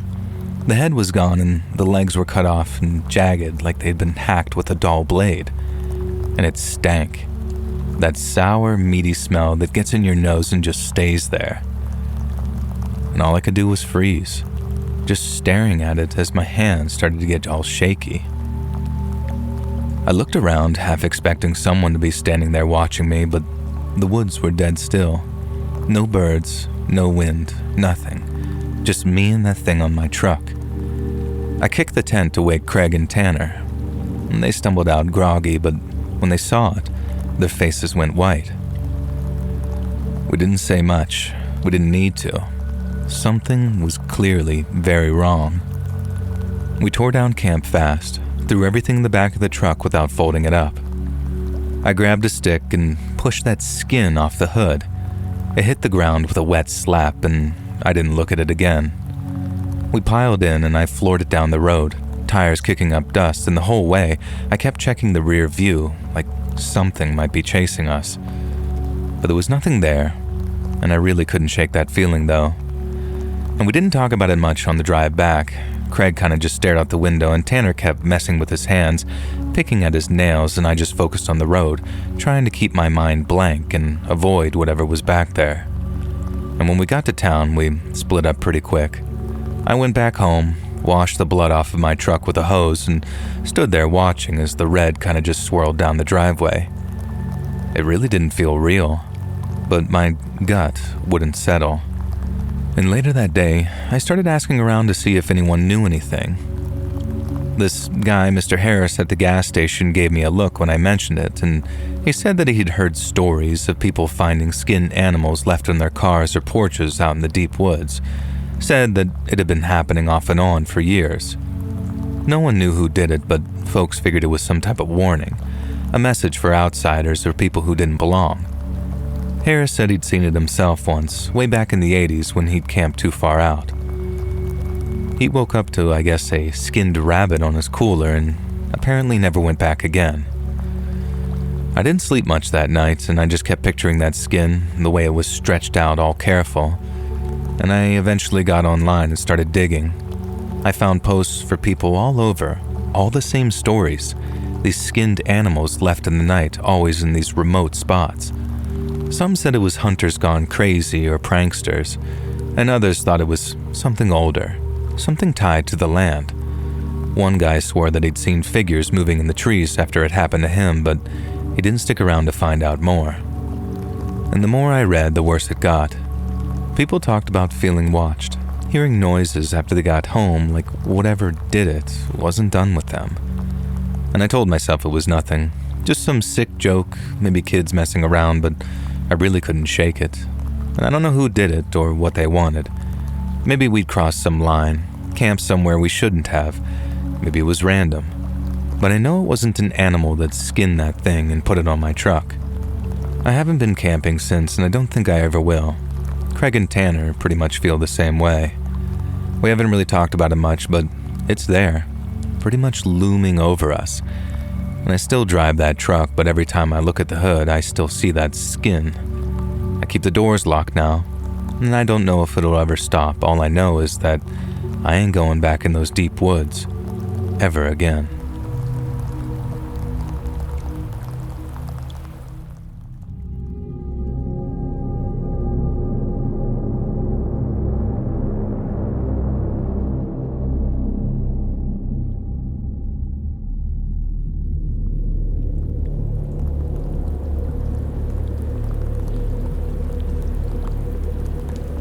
I live in a country where certain bad things are even more taboo than they are in the West.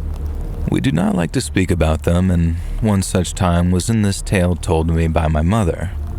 In my municipality, there was a local shopping center that had recently been torn down, and I remember that when I was small, I used to visit this mall, and it was filled with smiling, laughing faces, people buying things, having a good time. I remember there was a food court on the bottom floor with all sorts of sights and smells that captivated my young mind. Cookies baking in a kiosk that smelled delicious and cuisine from all over the world. I loved going to that mall, running about and looking at all the stores. And I recall this huge spread of goods and services, from colorful children's toys to beautiful clothes we dreamed of wearing someday. And to me, as a child, this mall seemed like a magical wonderland, and trips there with my mother, father, and siblings, or with friends and their parents, were always very special and happy times. Now, when I was about 6, we were told that the shopping center would be closing down, and I remember crying. I knew my father worked there, and I believed that the mall closing would mean that he would lose his job. But no, he did not work for the mall itself. He was the manager of a chain store inside, and he had recently been promoted anyway. I soon forgot about my sadness, the mall, and moved on to other things as I grew up. It was only years later, returning home to visit my parents and seeing the news of the center's final fate, the demolition of the long-abandoned building, that I learned the true story of the mall's closure. It happened in the summer, shortly after the mall had closed to the public for the night. This shopping center was small but very tall. There were perhaps 6 stores on each floor, with the food court taking up almost all of the bottom level. The next floor held toys and electronics and fun things, and above that was clothing and home goods, and finally on the top floor, some office space and a single stationery store I remember finding sort of exciting. The center of the shopping mall was open to the skies with a large sculpture roughly in the middle, and on a bright day, the sun would catch the sculpture just right, casting a sort of rainbow effect. And because of the dizzying height and the open design of the central column, each floor had strong reinforced glass to prevent anyone from falling to their doom. And I remember looking through the glass on the top floor, not even tall enough to look fully over the side, sort of craning my neck to try and see all the way down to the bottom. Of course I couldn't, but I remember that the balcony's walls were higher than my head, so they must have come up to about chest height for an average adult man. The store my father managed was a sort of menswear shop on the 3rd tier. That summer, the company he worked for had recently collaborated with a notable fashion designer, and a product release party was held in his store. It was just a small affair with a handful of fashion journalists and photographers and a select group of customers invited for early access to the products. And that's why there were maybe 15 people in my father's store that evening after closing time. My mother cannot explain why she stepped out of that store at that moment. She recalls needing some air, but she's never been the type to need some air. She says that she's been outside no more than a minute when the body fell from the sky.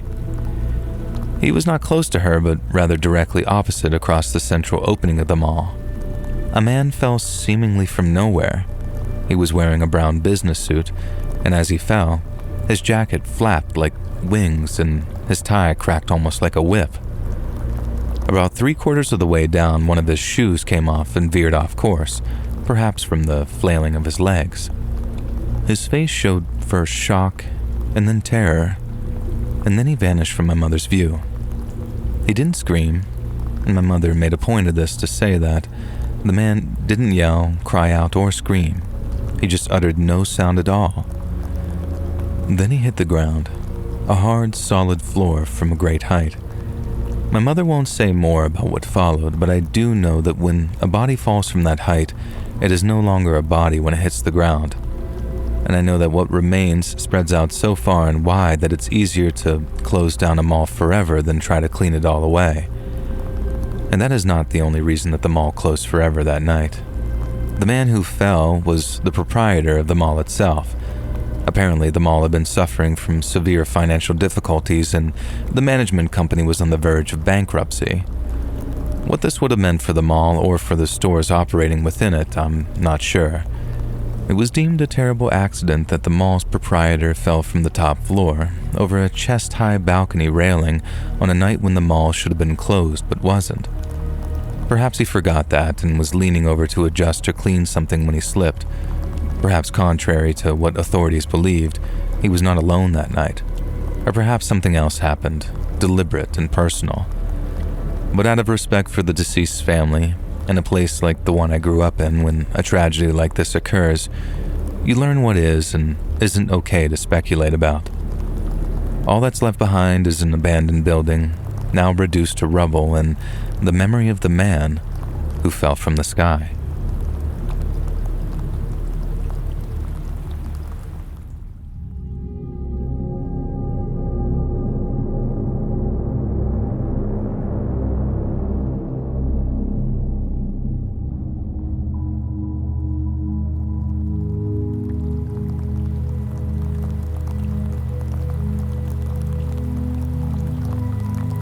I'm a former U.S. Marshal, and I'm currently writing my autobiography, and I'd like to share a dramatization of what might be the most memorable chapter of my career.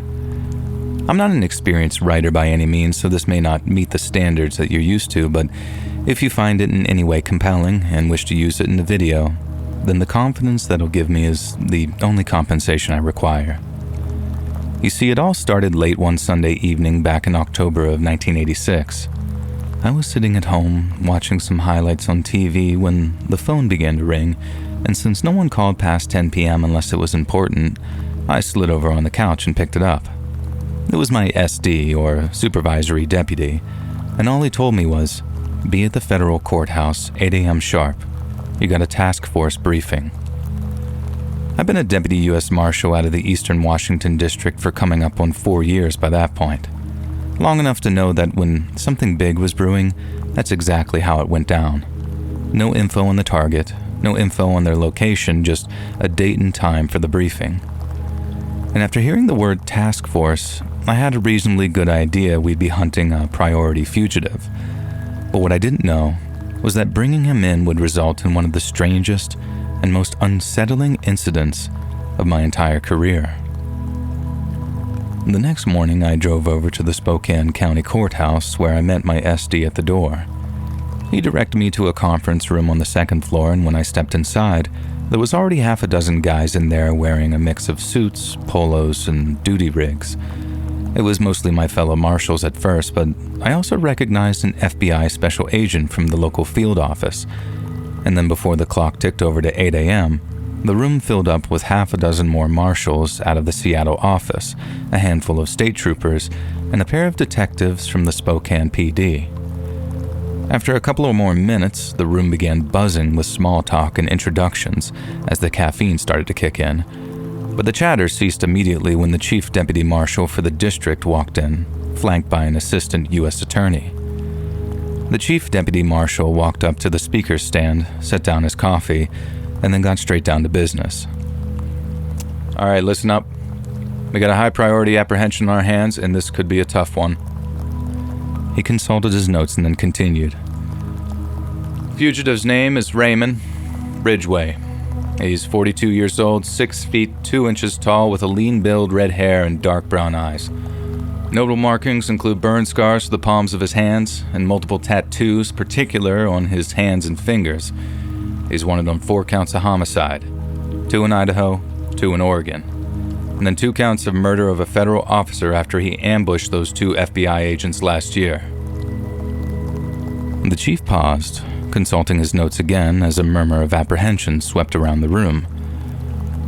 "All reports suggest Ridgway will be armed, and will have no qualms pulling the trigger on anyone wearing a badge. But do not mistake that man's reputation. He's an animal, but he's as intelligent and cunning as he is unstable, and each of you would do very well to remember that when the time comes to bring him in." The marshals began swapping nervous looks as the chief paused again, and the assistant U.S. attorney stepped forward with a stack of folders, passing them out as the chief continued. "Intel puts Ridgway in the Pasayten Wilderness, up near the Canadian border. It's a needle in a haystack situation, but we've managed to narrow things down a little. After a tip from a hunter, the FBI flew a plane over the forest, and the best guess from their analysts is that he's holed up on the Osceola Peak." After instructing someone to dim the lights, the chief flicked a switch on an old overhead projector, and in an instant, the wall behind him lit up with a topographical map of the Pasayten Wilderness. "This is our target zone," the chief said, pointing towards Osceola Peak, which had been circled in red. "There's a shelf of even ground a few hundred meters from the summit. It's tough to access, there's more than enough cover to keep him hidden, and we think he's sheltering the largest of the 3 caves up there, most probably alone, but he's had time to dig in. Elevation's around 8,500 feet, it's got steep approaches from all sides, and on top of all of that, the snow's just started, meaning we've got a small window of opportunity before conditions lock us out altogether." The chief switched off the projector, and after the lights came back on, he motioned toward the men in suits. "This is a joint operation. U.S. Marshals might be taking the lead, but we got FBI for jurisdictional overlap, state troopers for regional support, and Spokane's PD detectives for their work on tying Ridgway to a local safe house that he used last month. We're going in heavy, too. full tactical long guns, and a chopper on standby for extraction or medevac if it goes sideways. And let me make something clear, gentlemen. Our warrant states apprehend or neutralize. That means dead or alive. Ridgway's not slipping through this time. And at this point, the assistant U.S. attorney chimed in. Legally, you're covered under federal warrant issued out of the Eastern District of Washington, she explained. Murder charges are filed, and the AG's office has greenlit lethal force if he engages. We have probable cause, witness statements, ballistics. He's a clear and present danger, so you're authorized to do what's necessary. Just make sure it's clean. The chief nodded, picking back up where he left off. We'll stage out of Winthrop, the closest town to the wilderness boundary, and we can't risk using air transport, so after we drive out to the forest, it's a 10-mile hump to the base of Osceola, at which point you'll split into teams of 3. Alpha's on point for the summit push, Bravo flanks east to cut off escape routes, Charlie holds the perimeter and provides support if needed. Weather's our clock, meaning we move at first light tomorrow. Any questions? One of the marshals from Seattle spoke up near the back. What happened to those 2 FBI agents? The chief got a nervous look about him. He looked at the assistant U.S. attorney. She gave him a nod, and then he cleared his throat before giving his answer. 2 agents tracked down Ridgway's hideout up in the hills outside of Boise. They contacted the HQ to report a victim up there, and she didn't want to leave. Like, she was scared to? Another marshal asked. Possibly, the chief replied. All we know is that she physically resisted when the 2 agents tried to get her out, which we think set them up to be ambushed. The room stayed silent for a beat, the weight of the task settling in. The chief then asked if anyone had any more questions, and when his query was met with silence, he gave one sharp clap. Good, he said. Gear up, brief your teams, and then go get some rest before tomorrow. I want you all in Winthrop at dawn and ready to go. The next morning, we rolled out at dawn, a convoy of black SUVs and a couple of state trooper trucks cutting through the early morning haze.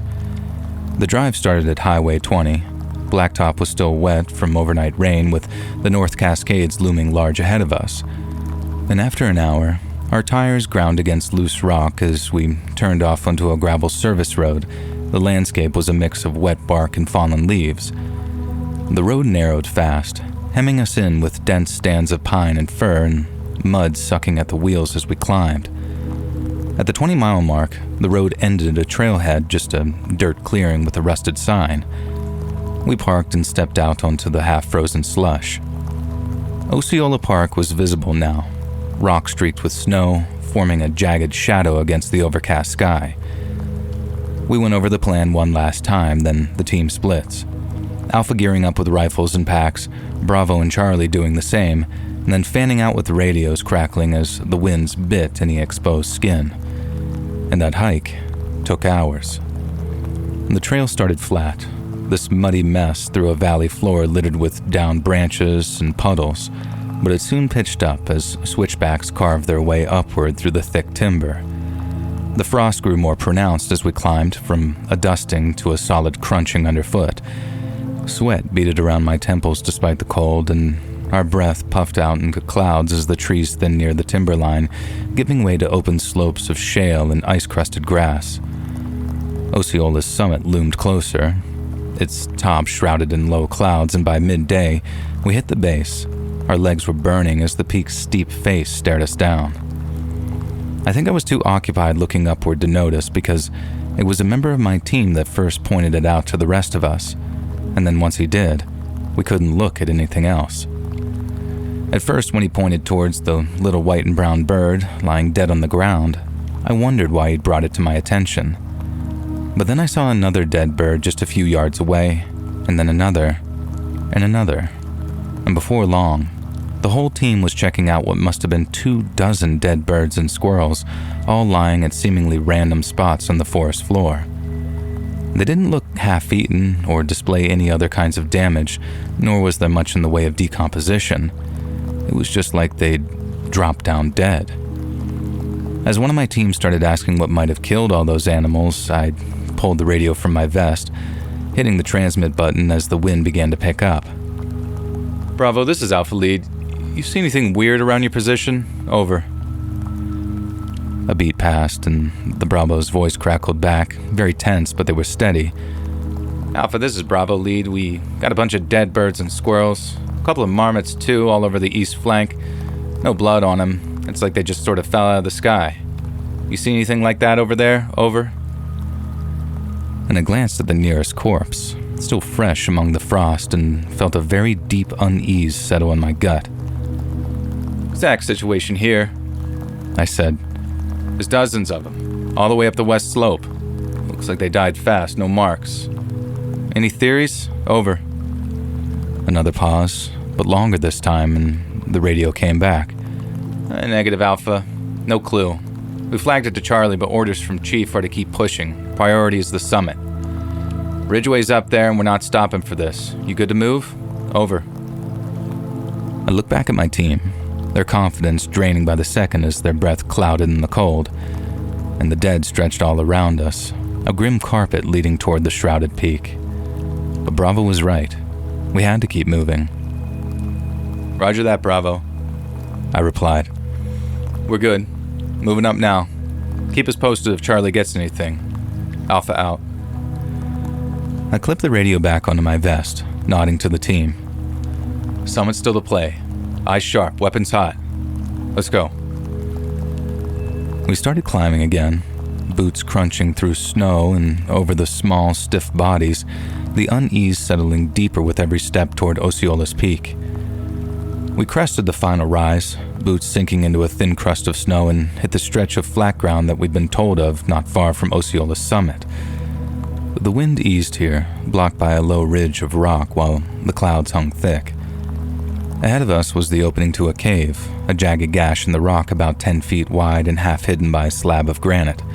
It was the only real shelter up there, the obvious spot for Ridgeway to hole up. The other two caves were little more than alcoves. We spread out, rifles raised, moving low and quiet towards the cave's entrance. I signaled to hold positions as shapes emerged from the east. It was Charlie, and Bravo would be close by too.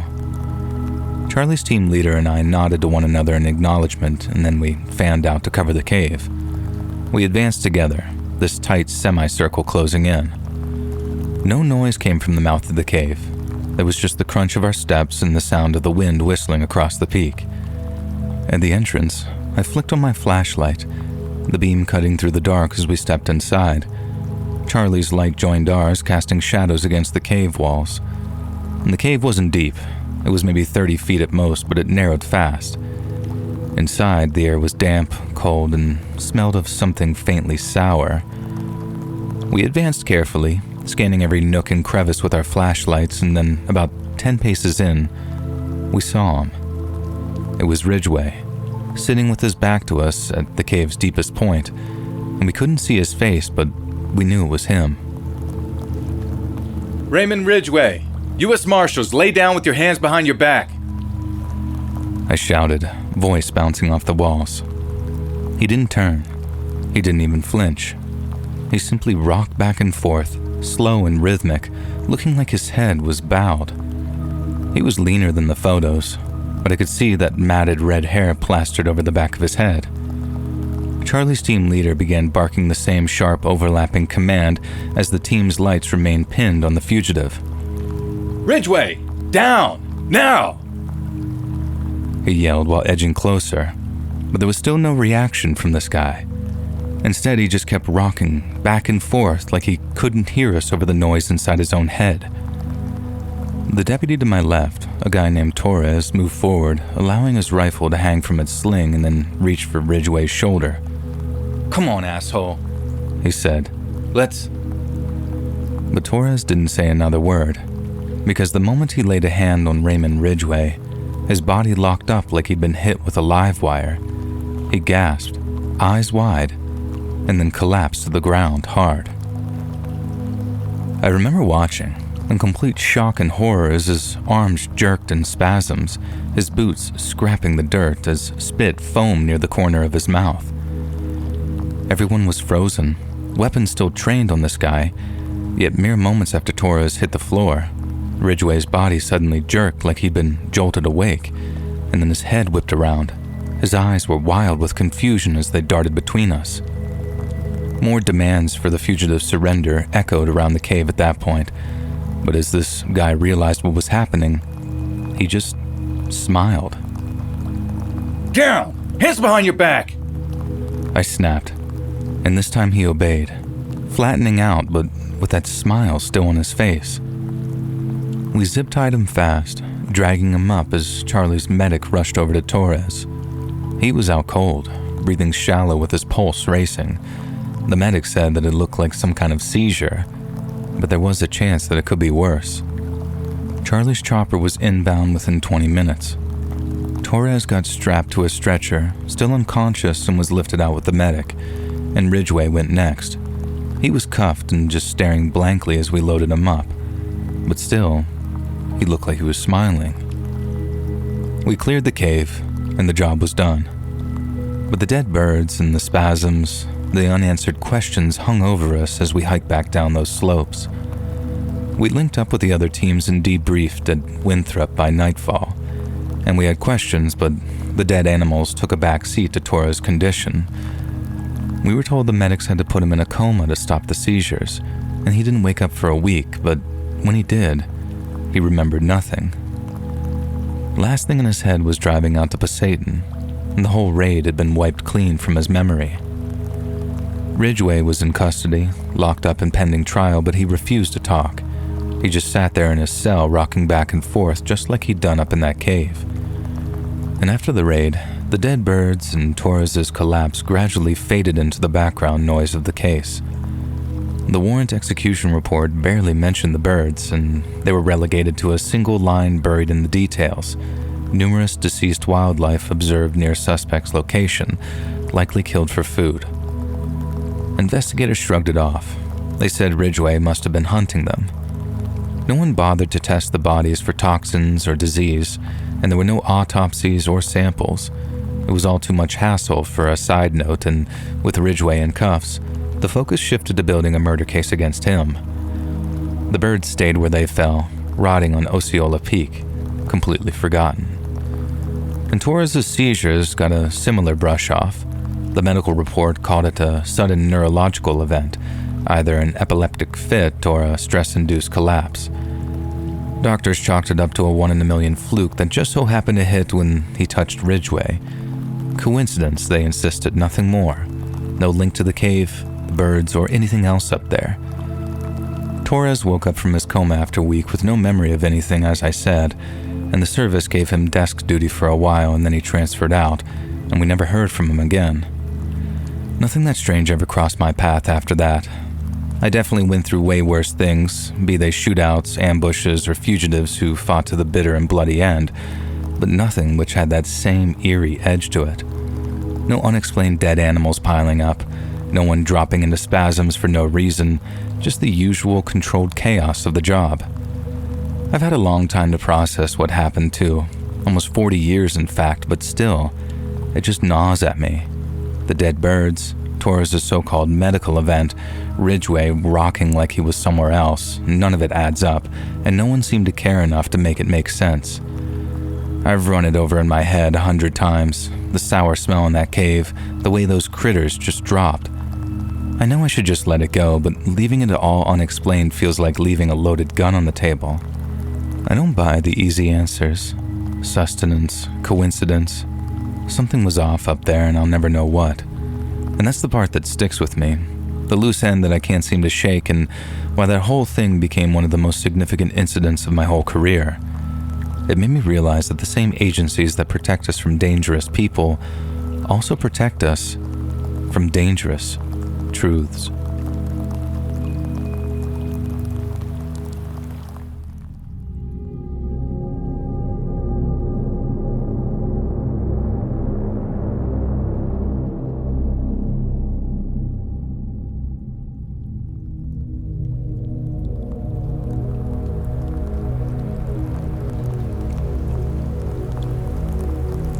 I grew up hearing the story of Elizabeth Talbot, or Lizzie as everyone called her, from my grandmother, who first heard the story from her father, who was Lizzie's only son.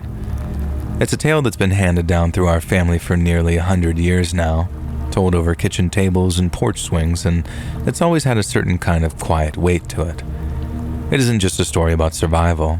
It's about how my great-grandmother came to be and how Lizzie, a woman I never met, carved out a life for herself against odds that would have broke most others. I've pieced it together over the years, filling in the gaps with details both learned and imagined. So as I remember it, this is the tale of poor Lizzie Talbot. Back in 1899, a 22-year-old Lizzie was living just outside Chattanooga, Tennessee, in a small clapboard house with a tin roof that rattled whenever the wind blew too hard. That spring, she'd married Henry Higgins, a man with broad shoulders and an infectious laugh who worked at the lumber mill down by the river. They weren't wealthy by any means, but they had enough. A little garden out back, a couple of chickens, and a bed that they shared under a quilt Lizzie's mother had sewn. I picture her standing by the stove, stirring a pot of beans as Henry arrives home from work, his boots heavy on the floorboards, his clothes smelling of sawdust and sweat. And they were happy and had a bright future of family fondness to look forward to. Then one afternoon in the summer of 1900, everything changed. Henry was at the mill, hauling logs, when a chain suddenly snapped and a load of timber came crashing down on him. One of the beams caught him across the head, cracking his head open. His co-workers carried him to a doctor on a stretcher, blood soaking through the bandage they'd wrapped around his skull, and the doctor said he'd do everything possible but promised nothing. Lizzie sat by her husband's side for days, wiping Henry's forehead with a damp cloth while praying for him to wake up. He did eventually, but the man who opened his eyes wasn't the same one she'd married. The doctors said that he'd heal, that the swelling would go down, but they didn't warn her about the rest, how the injury had cracked something deeper than bone. At first, Lizzie noticed only the subtle changes in her husband, but after a while, they became very pronounced. He'd snap at her over little things, like burnt biscuits or a chair left out of place, and whenever Lizzie made him mad, Henry's hands would clench into fists and he'd pace the house like a caged dog, barking at her failures. He started drinking a lot more and would head out to taverns or saloons until the wee small hours of the morning. Then there were the nights when he didn't come home at all. Lizzie would lie awake, listening to the crickets outside, wondering where Henry had gotten to. Then when he finally did stumble home, reeking of whiskey and cheap perfume, he'd shove her against the wall by her throat if she asked too many questions. One night, he grabbed her by the hair, then tore her head back with his eyes wild and empty, saying, "You don't own me, woman," and his breath was hot in her face. She clawed at his hands, gasping until he let go and stormed out, and that was the first time that she locked the bedroom door, her heart pounding like it was trying to escape through her rib cage.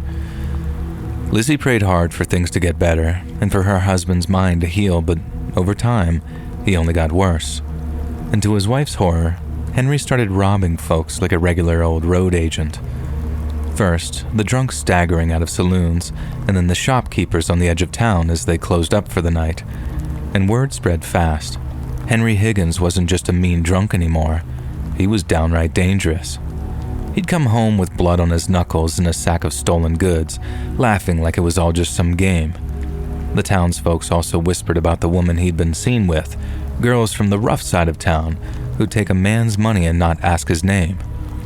Lizzie heard it all, with each and every story cutting deeper than the last. She'd remember living with the man that she'd loved, and now she was living with a stranger, and one who terrified her. The breaking point came one dark, frigid evening in the winter of 1901. Henry came crashing through the door, his coat torn, his face smeared with dirt. He was drunk. He'd been in a fight and he was foaming at the mouth with anger. "Where's the goddamn supper, woman?" he bellowed, kicking over a chair. Lizzie tried to calm him down, but at the mere inference that her husband might be the cause of his own troubles, he lunged at her. Henry grabbed Lizzie by the hair, then slammed her head against the wall. Pain exploded behind her eyes before she crumpled to the floor. She looked up to see that Henry was towering over her, his heavy boots just inches from her face, and for a moment, She thought that he was going to kill her. He didn't. Henry simply spat on the floor next to his bleeding wife and then slammed the door shut on his way out of the room. Lizzie said that she'd lay there, tasting blood, and realized that she had to run.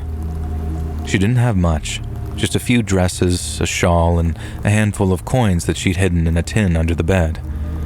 Then she waited until dawn, when Henry would be passed out somewhere, and then slipped out of the back of the house.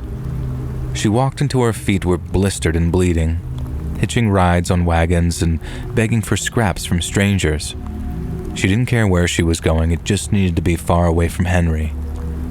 Weeks later, half-starved and shivering, she stumbled into Haw River, North Carolina, a quiet little town with a river running through it and a church up on a nearby hill.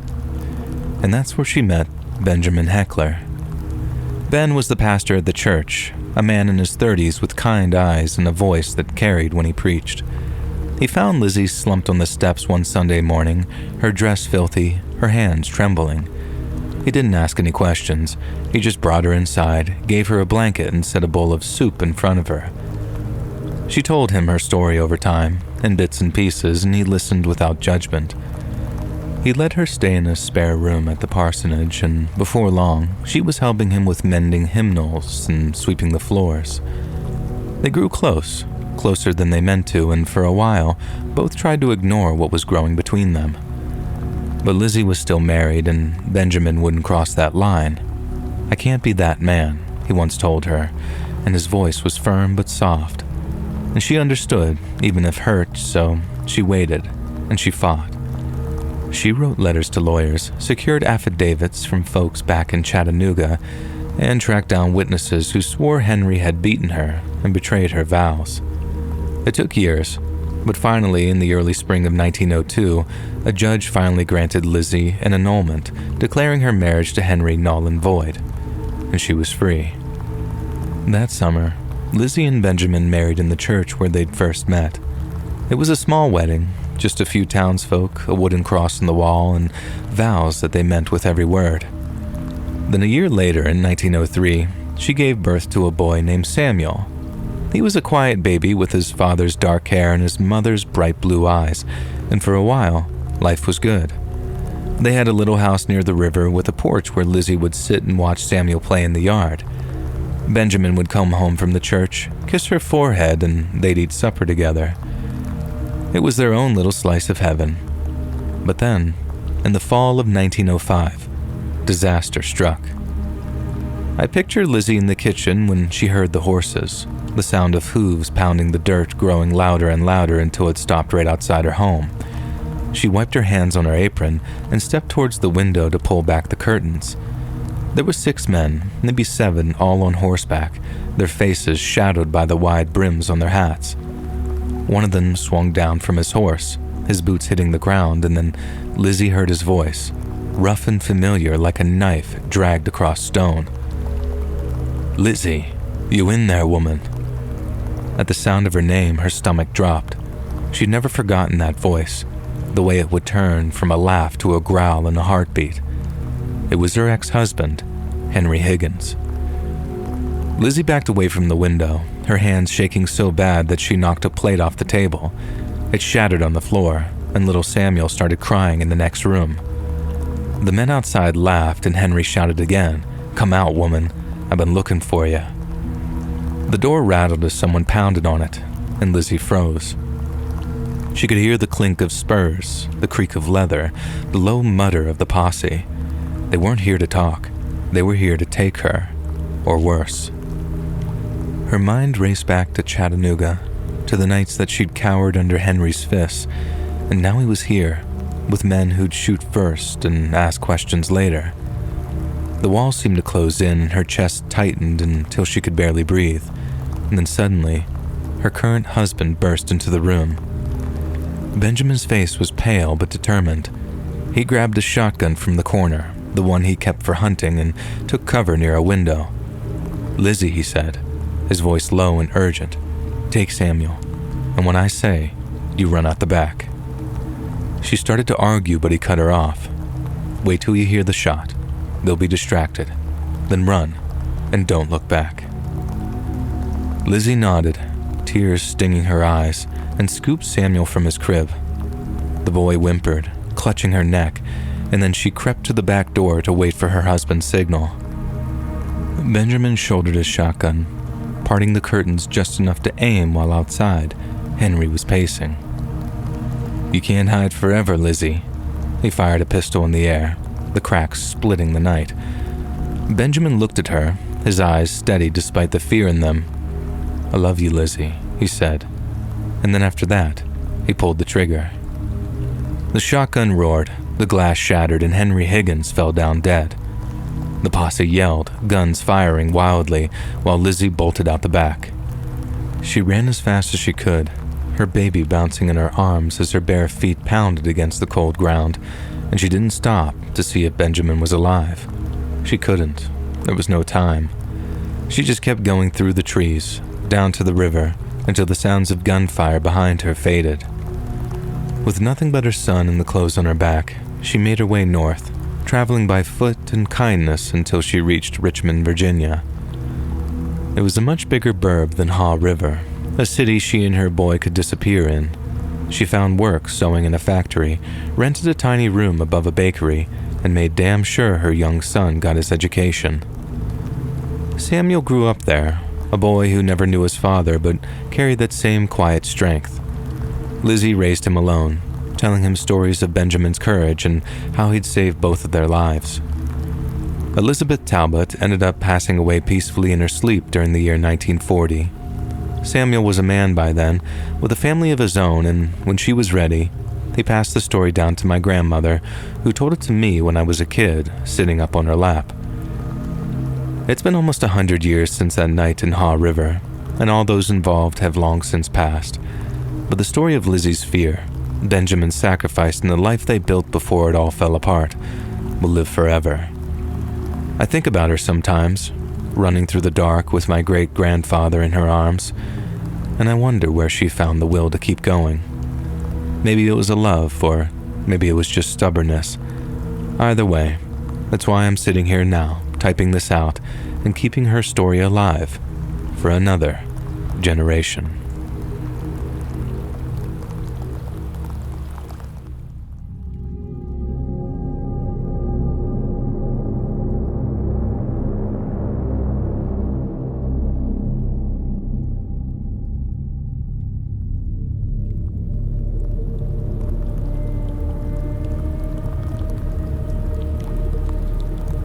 My name's Cal. I'm a longtime listener and I'm a forestry technician at the Tongass National Forest up in Alaska. I've been out here for 6 years now, and let me tell you, it's made for one heck of a place to work. It's beautiful, brutal, generous, and unforgiving all at the same time. But it's also the only place I've ever experienced genuine, debilitating terror. I didn't set out to be a forestry tech, not originally. But having grown up in northern Minnesota, I spent most of my spare time outdoors, either fishing or hiking with my dad. He was a logger, and we had the woods right there on our doorstep, so from a very early age I learned stuff like how to spot a healthy tree from a sick one, how to listen to the wind, or how to know when a storm was coming. I liked the quiet of it, how walking in the woods always felt like an adventure, and I always thought it'd be the coolest thing in the world to have a job where that's all you ever did. And after high school, I bounced around poorly paying jobs, but all they did was make me realize that I wanted something which kept me outside, away from cities and noise. I went to community college, got an associate's degree in natural resources, and then landed a seasonal gig with the U.S. Forest Service in Minnesota. Alaska wasn't part of the plan until a buddy from that first job told me about openings in the Tongass. He said it was a great deal. Remote, rugged, nothing like the tame forest back home. So I applied, and then when I got the offer, I packed my truck and drove up through Canada. It took me 5 days to reach Ketchikan, where I caught a float plane to my first posting, and then after seeing the place from the air, I was hooked. The scale of the Tongass blew me away. It's 17 million acres of mountains and temperate rainforest, bigger than some U.S. states even. I signed on full-time after that first season, and even after the experience I'm about to tell you, I still don't regret coming here. Not entirely, anyway. Out here, It's just you and the trees, all the spruce, hemlock, cedar, all stretching up 100 feet or more. It's my job to monitor timber stands, check for disease, mark trees for harvest, and sometimes just walk the trails to make sure everything's holding together. I've got a little cabin near the ranger station. Nothing fancy, but it's mine. And then after a day in the field, I'll sit on the porch with a beer and watch the mist just roll in off the water. It's a good life, with the kind of peace that you can't find anywhere else. What I hate, though, is the weather. It rains around 200 days a year in the Tongass, and not just a little light drizzle either. The drops come down in sheets, cold and relentless, meaning that you're almost constantly soaked through during the wetter months, no matter how waterproof your gear claims to be. And winters are worse. Short days, long nights, and the wind absolutely cuts you. But then there's also the isolation. I don't mind being alone, but weeks can go by without seeing another person, and that wears on you. The nearest town's a boat ride away, and even then, it's just a handful of stores and one bar. Sometimes I'll catch myself talking to myself just to hear a voice, and as much as that concerns me, the isolation isn't even close to the worst part of being out here. It was late August of last year, and although the days were starting to shrink, it was still light out past 8 p.m. I was out on a routine survey around 12 miles north of the ranger station, deep in a section of old-growth forest that hadn't seen any logging in years. The terrain up there can get real tough, with steep slopes, thick underbrush, and streams cutting through just about everywhere, which makes the ground incredibly uneven.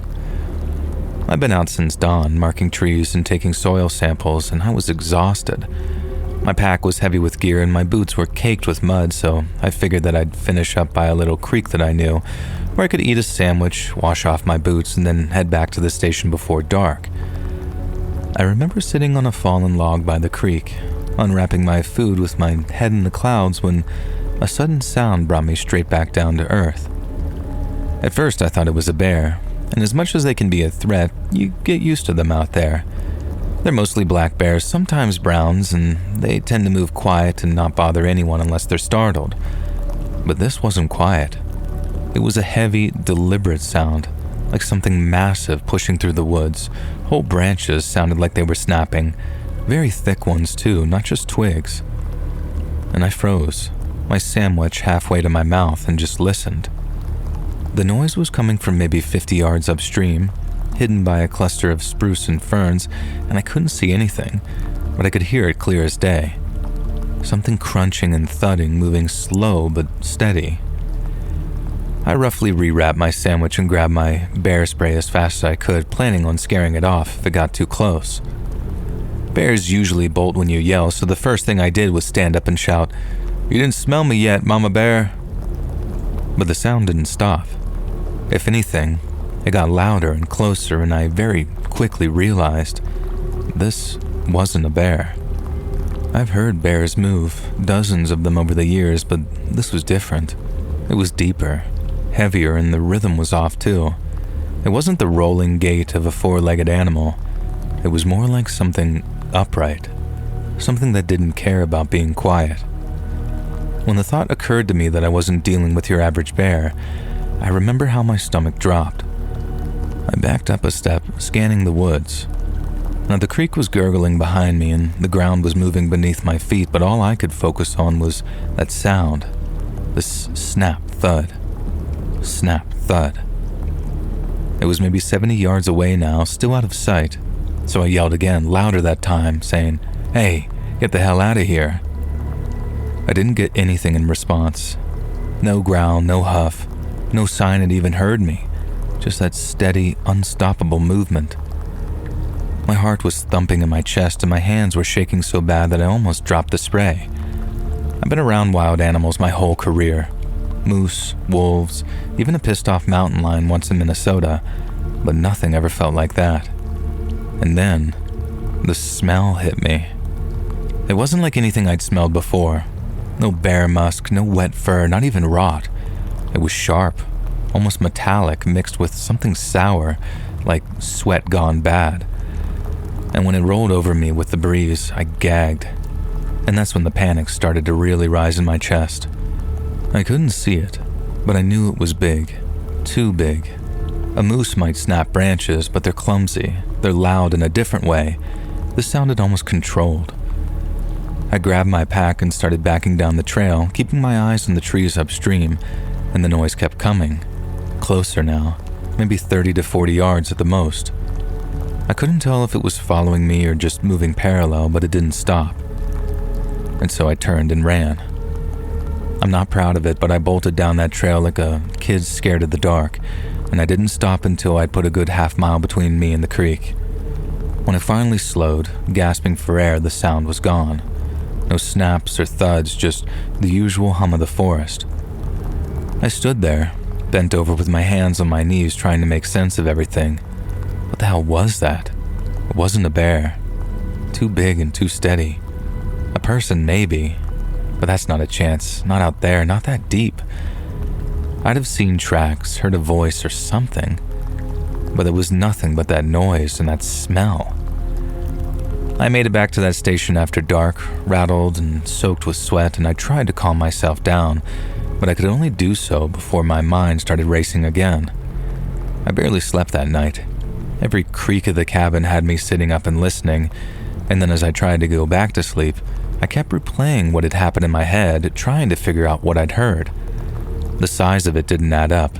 Bears don't move like that, like I said. And by morning, I was half convinced I'd imagined everything. Maybe I'd been out too long, gotten dehydrated, and just let my mind play tricks. But I could still hear those snaps and feel that faint tremor in the ground. It was real. I knew it. A couple of days later, I told Jim, one of the other techs. He's been in the Tongass way longer than me, a grizzled veteran who's seen it all. Storms, bear attacks, lost hikers, you name it, Jim's got the t-shirt. We were at the station, splitting wood for the stove, and I just blurted out, "I heard something out there, Jim. Something big. Bigger than it should have been." And I told him the whole story. The sound, the smell, how it didn't seem to react to anything I yelled. He listened, quiet at first, chopping away at his logs, and when I finished, he set the axe down and turned to me with a very stern look on his face. And it wasn't just disbelief or curiosity. It was almost pity, mixed with something nervous, like he thought I was losing it. He asked if I was sure that I wasn't hearing things and said long days did that to a man. I said maybe, but I could tell he didn't buy it. He kept glancing at me after that, like he was waiting for me to crack. I forced a laugh and then told him maybe I was just overtired. He nodded, but the look didn't go away. And that's when I decided to shut up about it. No point in making people think that I'm nuts. And I tried telling myself that it was nothing. Overwork, imagination, whatever. But I can't lie to myself. I just can't. I haven't gone anywhere near that creek since. I stick to the trails closer to the station now, and it's just easier that way. The job's still the same. The rain, the trees, the endless quiet, but something's different now. I catch myself listening harder, waiting to hear that sound again, and I haven't heard it since, and I hope I never do. But obviously I'll never forget it either. Whatever it was, I think that it's still out there moving through those woods, and although I can't stop myself from thinking about it, I'm not sure I want to know what it is.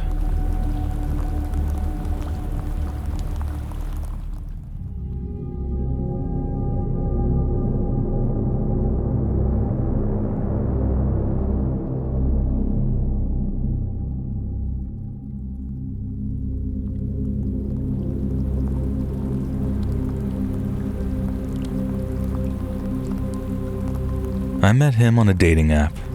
His name was Ryan, and back then, I thought he was everything I'd been looking for. His profile picture showed him leaning against a motorcycle, wearing a leather jacket and a handsome smile that gave me butterflies. We matched, and within a day, he'd sent me a message. "Hey, you seem cool. Coffee sometime?" I was 24, working a steady job at a marketing firm, and was super tired of the flaky guys that I'd been matching with. Ryan seemed different. Our first date was at a small cafe downtown. He showed up on time, ordered a black coffee, and asked me about my life, my job, my family, my dog Milo. He listened. He really listened. He told me he worked as a mechanic, loved fixing things, and had a sister that he was close to. And by the end of the night, he walked me to my car and kissed me. It was soft, quick, and respectful. And I drove home grinning like an idiot. And for the first few months, he was perfect. He texted me good morning, bring me some takeout food when I was stuck late at work, and surprised me with little things. A keychain shaped of the same breed of dog Milo was, a playlist that he'd made of songs that I mentioned liking. And we'd spend weekends together, sprawled out on my couch watching movies or driving out to the coast just to walk along the beach. He'd hold my hand, his grip firm but warm, and I'd think to myself, this is it. This is what it's supposed to feel like. But then, around month 6, things started to shift. It was small at first. He'd ask where I was going if I was heading out with friends, and his tone was very casual, but his eyes said a different story. Just curious, he'd say, but it didn't feel curious. It felt like he was keeping tabs. And then he started showing up unannounced. I'd be at a bar with coworkers, laughing over some drinks, and I'd look up to see him standing by the door, watching me. Thought I'd surprise you, he said one time. And he'd have that same handsome smile, but that smile didn't reach his eyes anymore. They seemed cold. And by month 8, the possessiveness turned into something much more darker. We'd argue over nothing, like me not texting him back fast enough, and his voice would get low and tight like he was holding something back. One night I told him I needed space after he blew up because I'd gone to dinner with a male coworker. He grabbed my wrist. Not hard enough to bruise it, but enough to make me freeze. "You don't get to walk away from me," he said, and I yanked my arm free and locked myself in the bathroom until he left. And the next day, he sent flowers with a note that said, "I'm sorry. I just love you too much." I wanted to believe him, but the pit in my stomach told me otherwise, and I ended it at 9 months. We were at my apartment and I'd rehearsed the words all day. "Ryan, this isn't working. I'm done." And when I said it, his face went blank, like a switch flipped, and he stared at me, silent for a full minute, and then he laughed and said, "You don't mean that." And when I told him I did, he stood up, grabbed his jacket and walked out without another word, and I locked the door behind him. My hands were shaking and hoped that that was just the end of things. It wasn't. And the text started the next day. "I miss you. You're making a mistake. We're not over."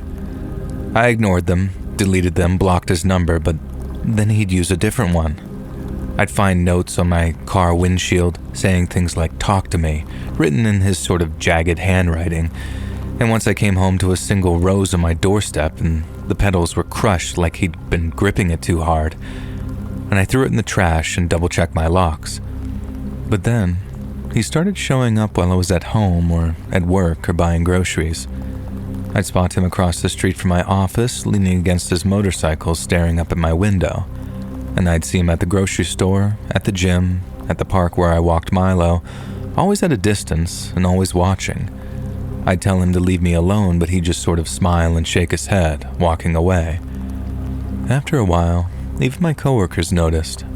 My boss pulled me aside one day and asked if I was okay, and I lied and said yes, but I wasn't. I stopped going out unless I had to. I started parking closer to my building, keeping my keys between my fingers when I walked to my car. And then the threats came next. He called from these blocked numbers, and his voice was very low and creepy. "You think you can just toss me aside," he'd say. "You're going to regret this." And I'd hang up, but the words would just stick with me, digging into my mind.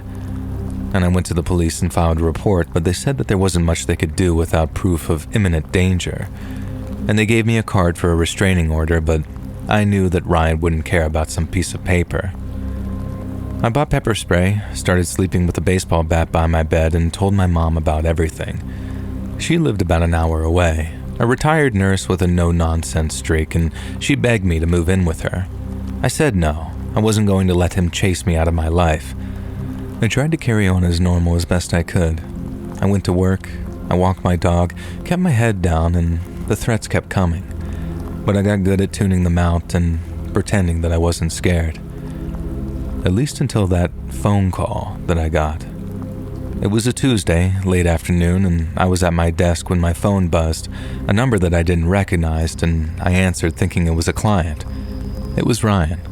His voice was different. It was colder, like he was planning every word. "Killing you wouldn't be a punishment enough," he said. "You need to hurt, like you made me hurt. So because you took something precious away from me, I'm going to take something away from you now." And after that, the line went dead. And I'd never known fear like that. I grabbed my bag, left my desk without a word, and ran to my car. My mom, she was the only person he knew how to reach, the only one I'd ever mentioned to him. I called her as I drove like an insane person out of that parking lot. "Lock the doors," I said when she picked up. "Don't let anyone in. I'm coming." She asked what was wrong, but I couldn't explain. I just told her to stay safe. And the drive was a blur. My hands were gripped to the wheel so tight my knuckles were turning white, and I kept checking my rearview mirror, half expecting to see his motorcycle tailing me. And then when I hit her street, I saw his truck. This black, dented, unmistakable thing parked just near her driveway. I slammed on the gas, pulled in behind him, then jumped out and ran up the path, hammered on the door. My fist was pounding hard enough to rattle the frame, and I yelled at her to open up. The door swung open, and there was my mom, calm as anything, just staring at me. "What's all this noise?" she asked. I just shoved my way past her, my shoulder knocking into her, and then as I rushed into the kitchen, I saw him, Ryan, sitting at the kitchen table, his jacket slung over the chair like he belonged there, and I felt sick. "He got here a minute ago," my mom said, kind of frowning at me. "He said he was a friend of yours." "Get out," I said, my voice breaking into a shout. "Get the hell out," I screamed. He stood, very slow and deliberately raising his hands like he was innocent. "I don't know what's wrong with you," he said, all confused and charming. "I just needed to make a call." But as he grabbed his jacket and headed for the door, he turned back, looked me dead in the eye, and winked, basically saying I could have if I wanted to. I locked the door behind him. My hands were shaking and told Mom everything, every detail that I'd spared her before. She wanted me to stay the night, but I couldn't. I needed my own space, my own fight. I just drove home, checked every room, every window, and sat with the bat across my lap until the sun came up. And the harassment didn't stop after that. He'd call, leave voicemails, sometimes threats and sometimes apologies. I'd find his truck parked down the street from my apartment, empty there, but almost like a warning. I eventually got that restraining order, kept filing reports, but it was like yelling into a void. He was always one step ahead, it felt like, just out of reach, and the police were worthless. Then one day, it all just seemed to stop. There were no calls, no notes, no sightings, and I waited for the other shoe to drop, but weeks passed, and then a month, and there was nothing. And I finally felt like I could breathe again, to sleep without that stupid bat. I was at work one afternoon scrolling through my phone on break when I saw it. A mutual friend had posted a photo. Ryan, arm around a girl I didn't recognize, smiling at some bar. She looked happy, oblivious. She reminded me of me.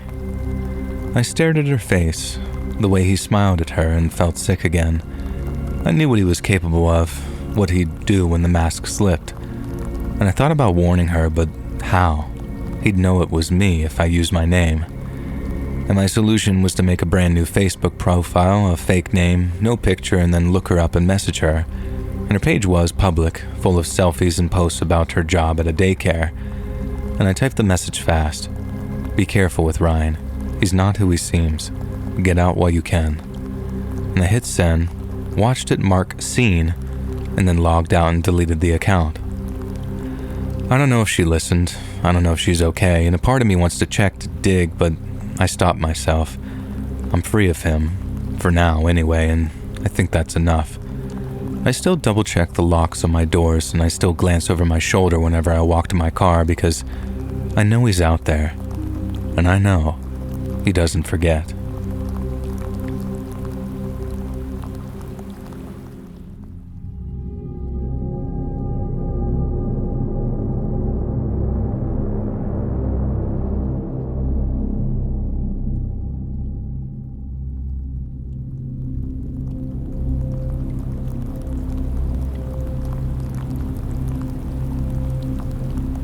So this was the late summer in 1992, and I'd convinced my girlfriend Sarah to join me for a hike through the wilderness area up near Mount Rainier.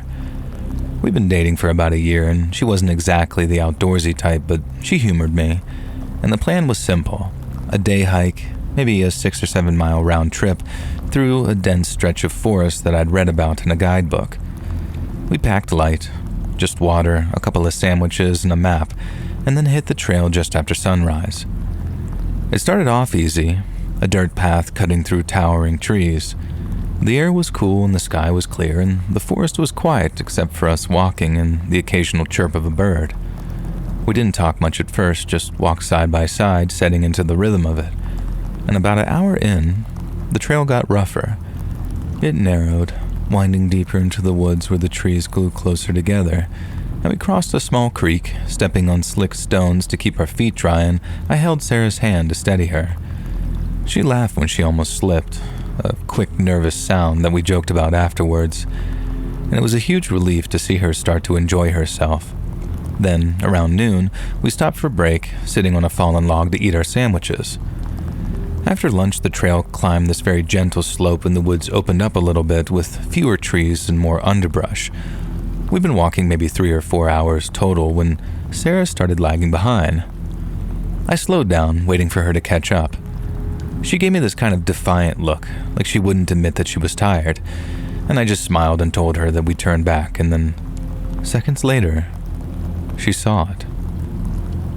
We were maybe 10 yards apart, me up ahead, her trailing behind when she stopped dead. I didn't notice at first, but just kept walking. And then I heard her voice, sharp and low, barely above a whisper. "Oh my God." I turned around, afraid that I was about to see her pointing at a bear or maybe a snake or something, because she was frozen, staring off to her left with the color having drained from her face. I followed her gaze, and my jaw dropped.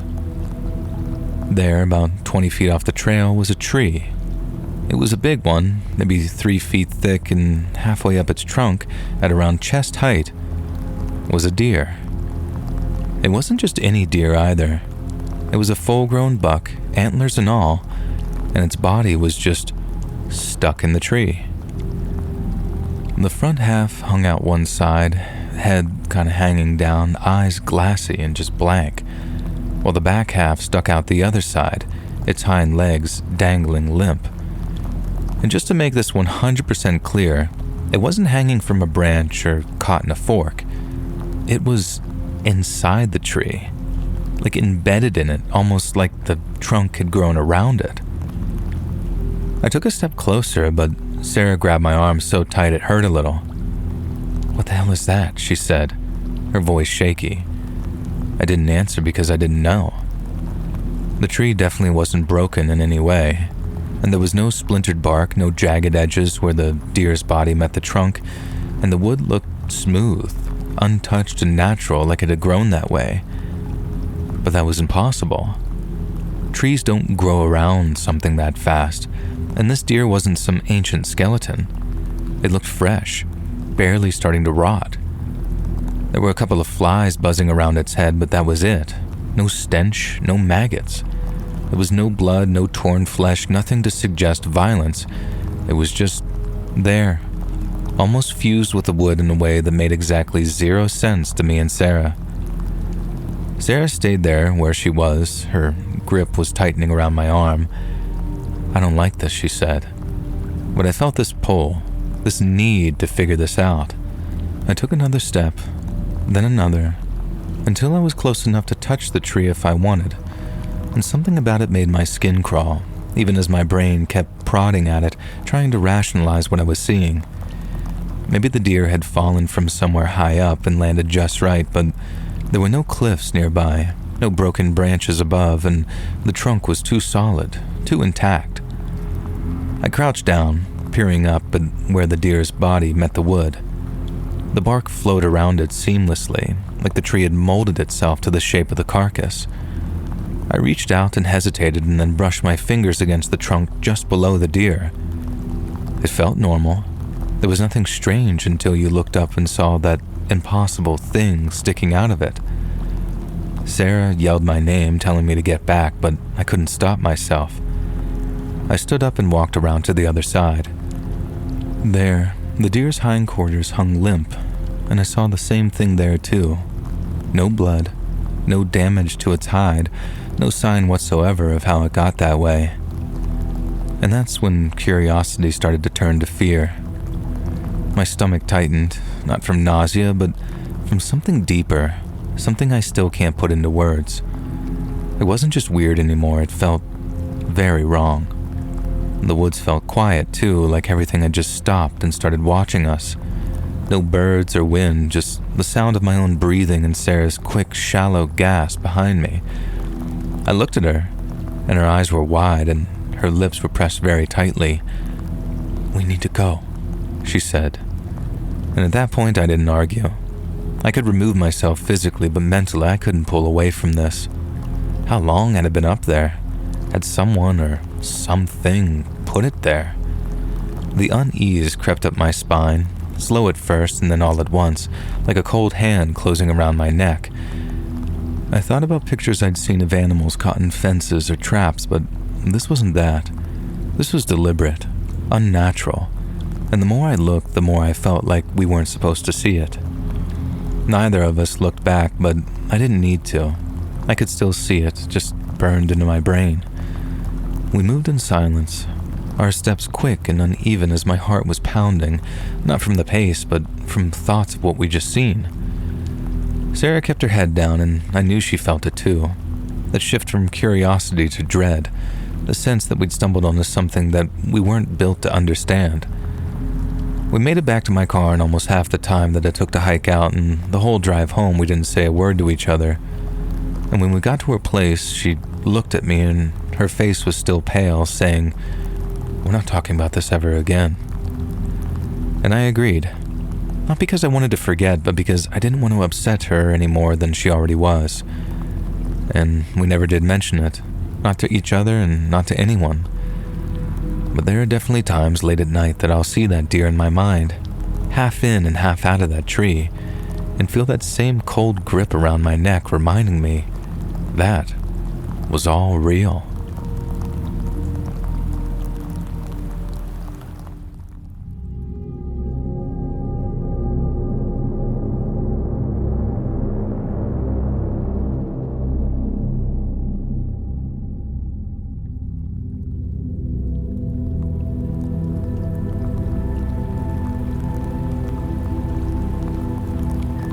I remember it was a Tuesday night almost 10 years ago now, when my phone lit up with the text message that changed my life.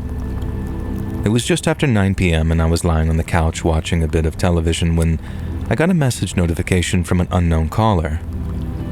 Curious, I grabbed my phone, then felt this slight rush of adrenaline when I saw who the message was from. It simply said, "Hiya, Sean. Is this still your number? It's Laura from Leeds." A few years earlier, Laura and I had dated for around 6 months, and while at first it was a lot of fun, it didn't last. She was beautiful, intelligent, and successful, but she was also intense. Very intense. I always find passion to be very attractive. But Laura was unhealthily and rigidly fixated on self-improvement. It wasn't the healing your past traumas variety either. It was the maximizing your potential kind, and while I often agree with things she said about self-discipline and radical ownership, she sometimes took things way too far. I think the best example would be her reaction to me giving a homeless fella a few quid while we were out on a date. We'd both had a few drinks, and it was proper freezing outside, so I gave him a few coins to get himself a cup of tea or something. Laura didn't say anything at first, but when I asked why she was giving me the cold shoulder then, she launched into some speech about how pathetic homeless people were, how they should learn to help themselves, and how I was an idiot for giving him money because he was only going to spend it on drink or drugs. I only gave him a few quid to get coffee on a cold night, and I know she was a bit drunk, but I thought Laura exhibited a serious overreaction to what amounted to an innocent gesture of kindness. And I suppose that was the beginning of the end, and as her work schedule got busier and busier over the weeks that followed, we started to drift apart. It was her that ended things, and while I'll confess to being upset for a few days, I quickly realized that I was better off without her.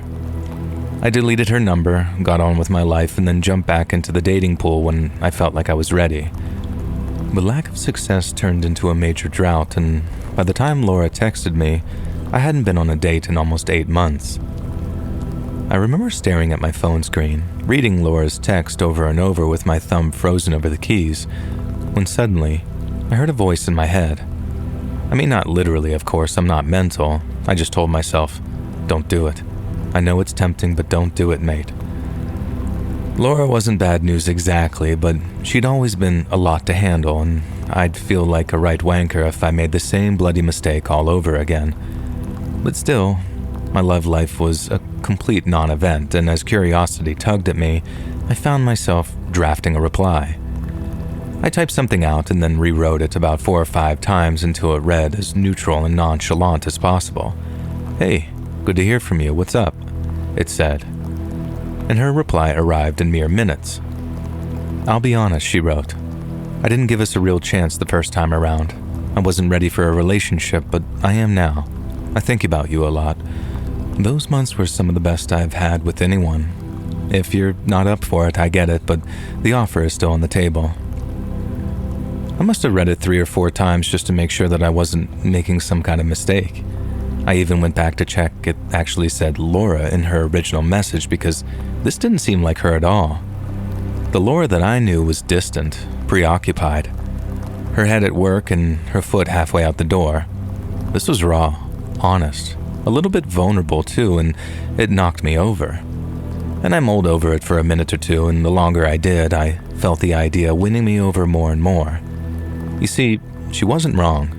The first few months with her had been phenomenal, and half my frustration came from her putting in zero effort when we had great chemistry. But now, if she was ready to put the time in, then maybe, just maybe, I owed it to myself to find out if she was for real. We swapped a few more messages, talking the whole thing out a little more. Then, once I was satisfied that she seemed genuine, I asked her out for what I described as a second first date.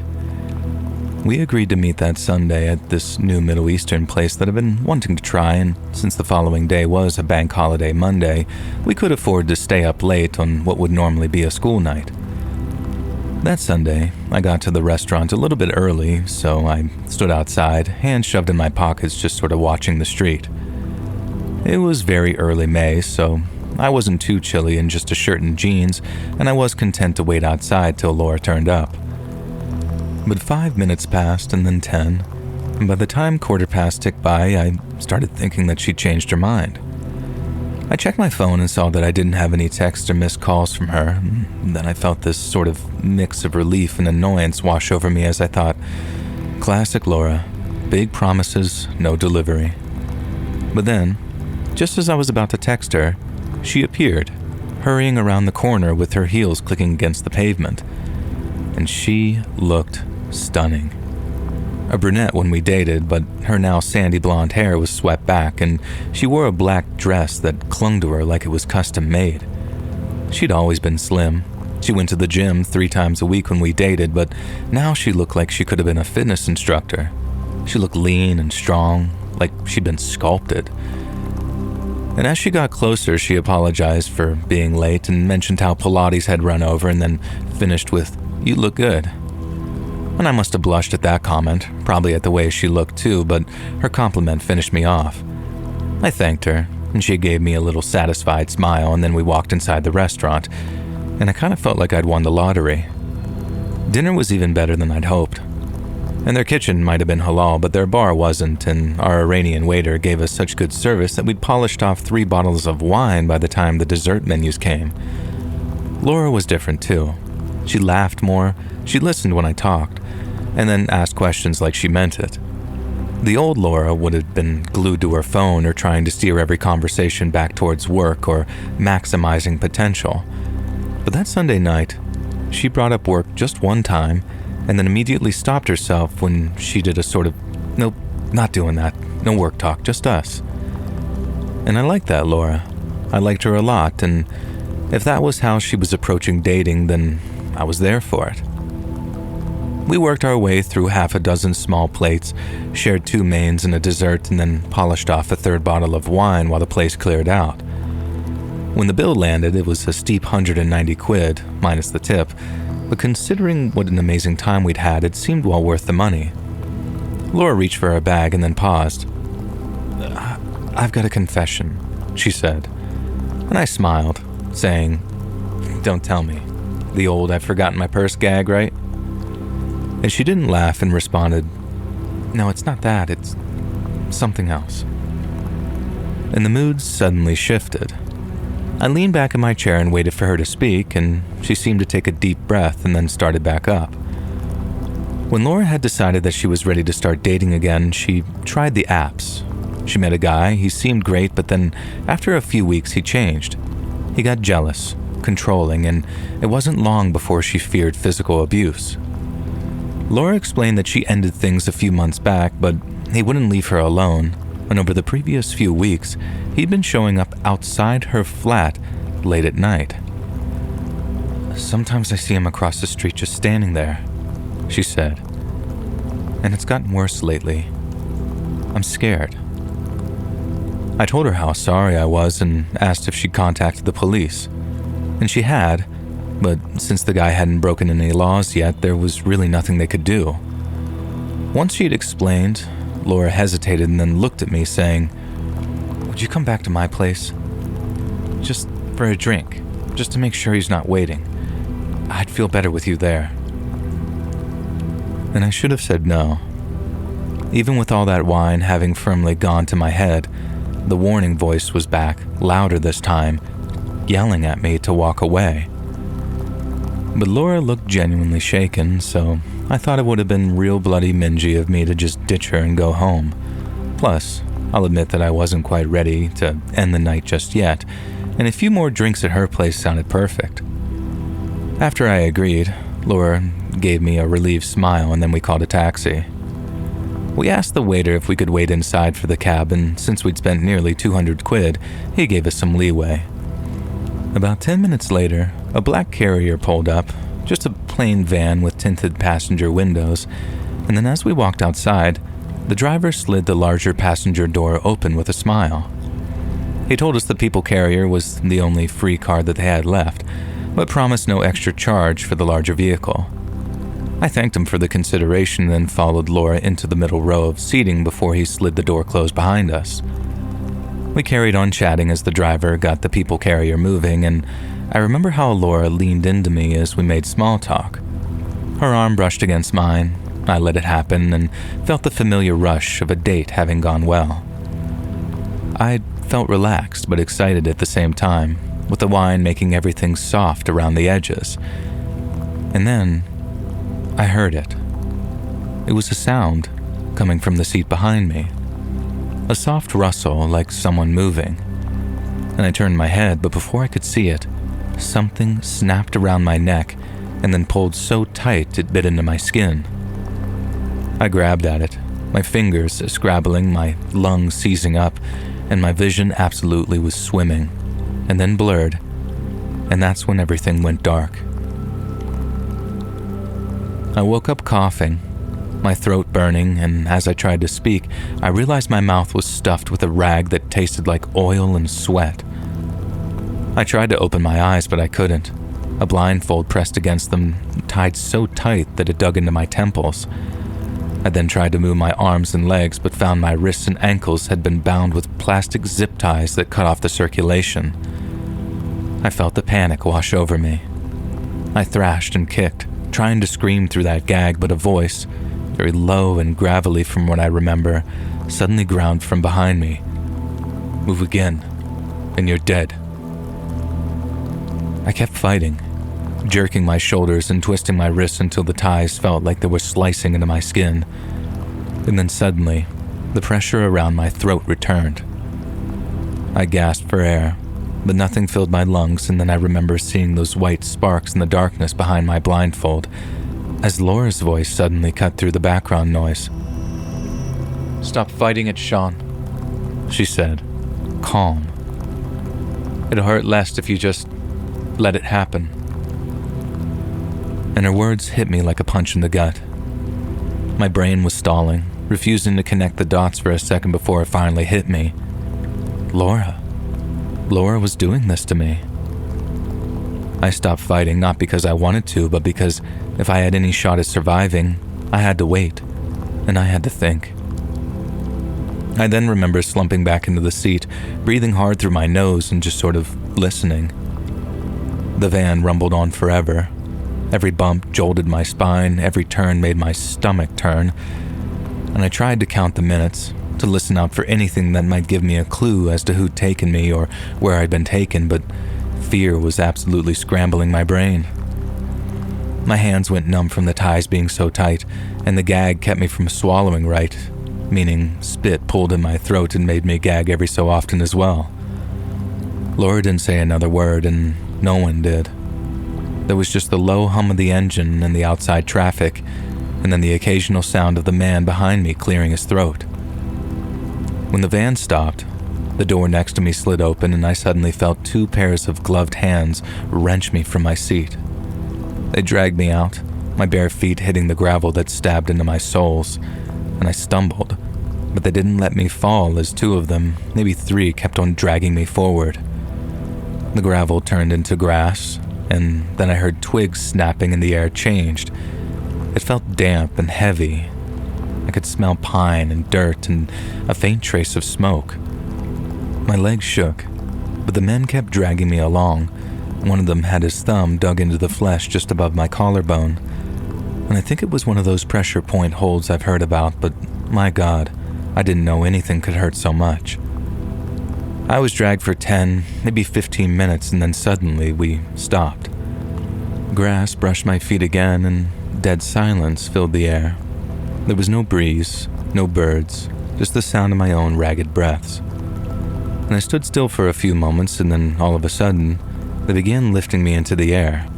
My stomach dropped as I went airborne, and then I felt wood under my feet as they set me on some kind of platform.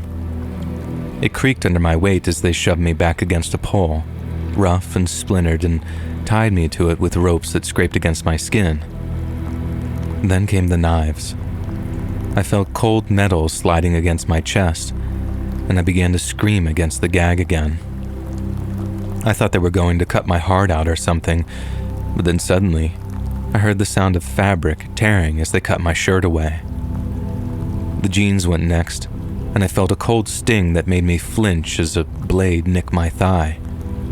They didn't stop until I was completely naked, and I could feel the night air on almost every inch of my skin. Then I started to hear the sound of something clacking below me. It sounded like wood, shifting and stacking, heavy objects hitting the ground as men grunted and strained. After that, my gag was pulled out, and the blindfold was removed. My eyes watered, adjusting to the bright light of flaming torches, and that's when I saw where I was. My knees buckled. I was in some kind of clearing, one that looked as if it were deep in the forest, and to my absolute, horrified disbelief, I saw I was surrounded by a crowd of figures in hooded robes. Faces were hidden behind masks, smooth and featureless like these blank slates, and some held torches, the flames spitting and crackling as they cast jagged shadows across the trees. The men beneath me, the ones I'd been dragged by, appeared to be wearing tactical gear. They wore black uniforms, masks, and had guns holstered on their hips as they stacked wood under the platform. Suddenly, one of them appeared holding a hefty-looking jerry can. He walked up to the stack of wood beneath me, tipped it up, and then started pouring petrol all over it. It soaked the wood. As the sharp chemical stench hit my nose almost immediately, another can followed, and then a third. That disgusting-smelling liquid glugging out as it soaked the pile of logs and sticks, and it was like some waking nightmare that I was in. I tried to shout, but my voice cracked and was barely audible. I could hardly get any words out, but still I begged them to stop as the fumes started to irritate my nose and face and throat. The men in black uniforms didn't even look up. They just carried on with what they were doing. I pulled at the ropes, the pole digging into my back, but I couldn't move.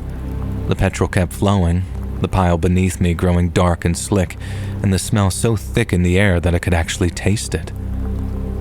A figure stepped forward from the crowd holding one of those flaming torches above their head. The others silently parted, watching reverently as the figure advanced. Their robes and the way they moved gave the impression that they were gliding towards me.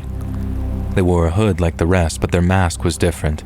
It was dark, almost slate-colored, but unlike the others, it was decorated with strange pale symbols I didn't recognize.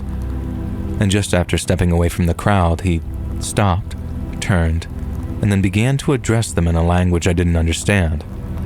And I'm not daft either. I know the likes of French, Spanish, or German when I hear them, and I'm a big fan of Korean horror and old Hong Kong action movies. I'm no language expert, but I've got a good ear for them, and this sounded like nothing I've ever heard before.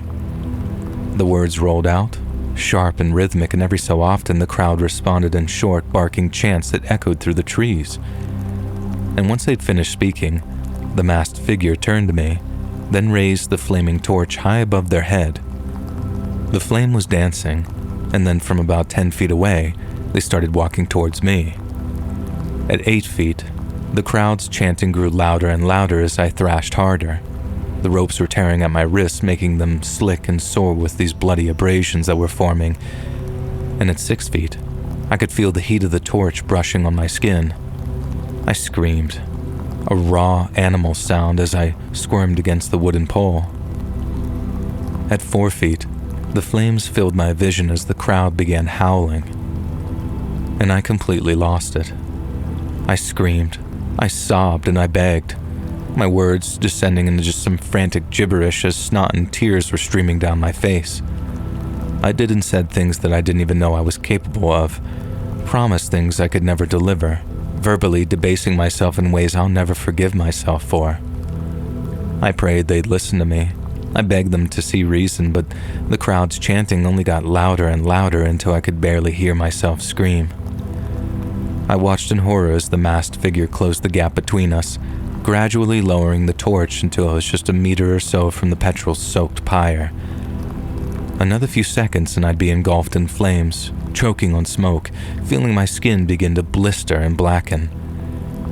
Yet just as it looked like the figure was going to drop the torch into that pyre, they raised it back up into the air again, and the crowd behind them went quiet.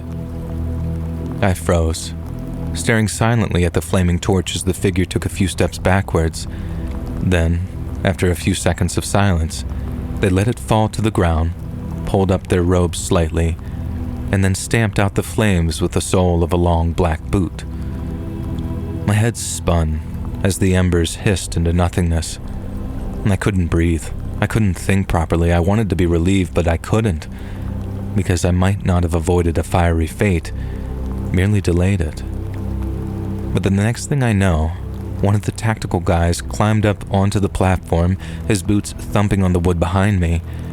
He slipped the blindfold back over my eyes, stuffed the gag back into my mouth, and then cut the ropes which bound me to the pole. My arms dropped, useless and numb from the full-body terror I was experiencing, and then I was dragged from the platform. My legs wouldn't hold me as I touched the ground. I stumbled and fell, then the men hauled me up. It took ages before my legs could hold my weight again, but I think I only walked for about 4 or 5 minutes before I once again heard the sound of a van door sliding open. They bound my wrists and ankles, threw me in, and then after the door slammed behind me, the van got moving. I just remember being curled up and shivering, all the hope having drained out of me. I was convinced that I was going to die, but there was no chance of escape. So you can imagine the disbelief I felt when they suddenly stopped the van, cut the bindings on my ankles, and then pulled me onto the road. I hit the ground, dirt and rocks scraping my knees, and then heard the sound of the van peeling away. I was convinced someone else was about to grab me and haul me to my feet, but after a few moments of complete silence, I pulled up my blindfold, and I saw I was alone. I was on a dirt road in what looked like the middle of nowhere.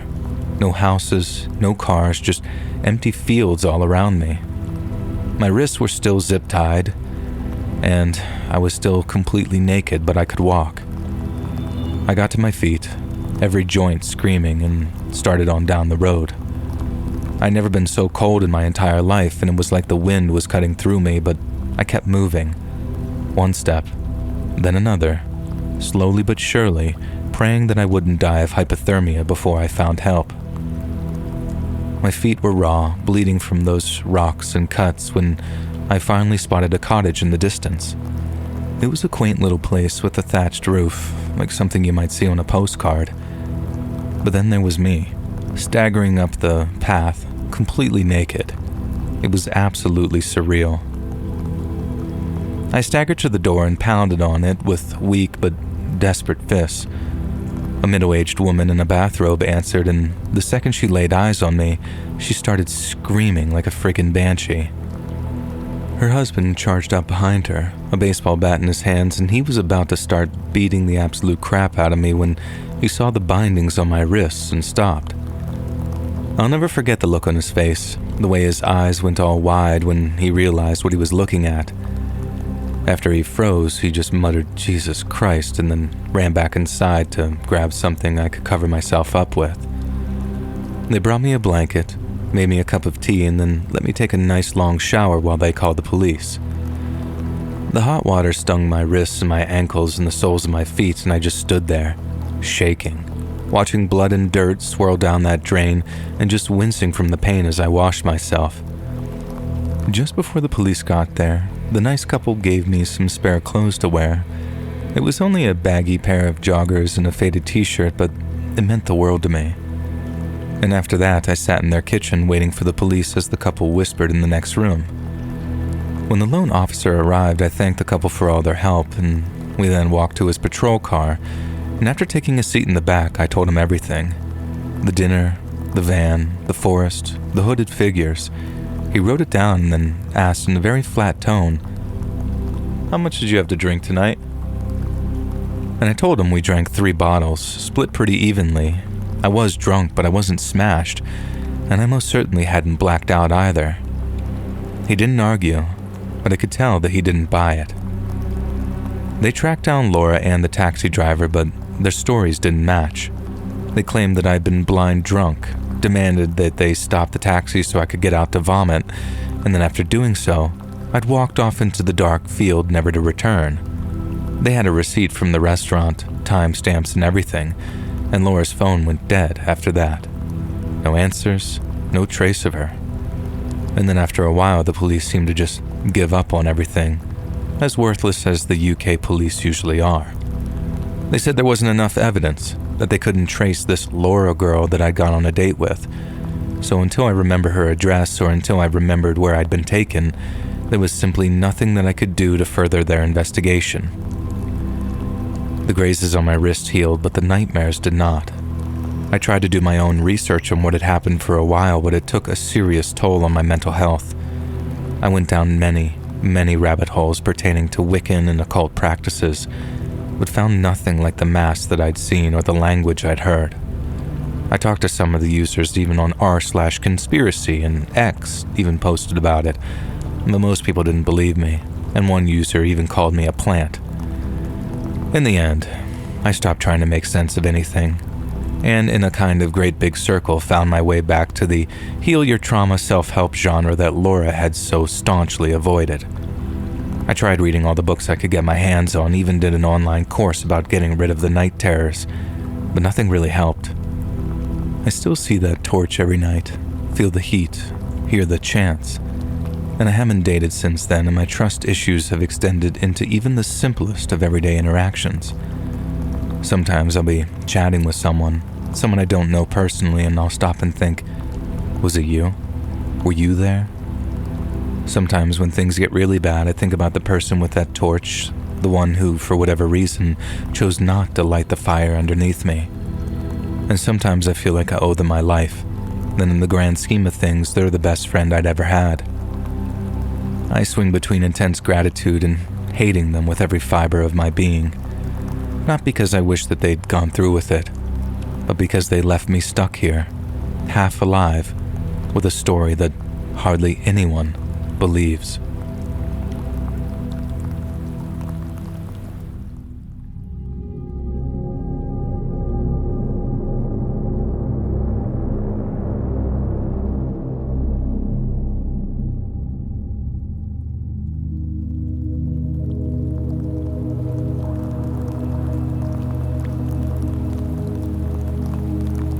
few years back, me and a few very close friends went on a camping trip.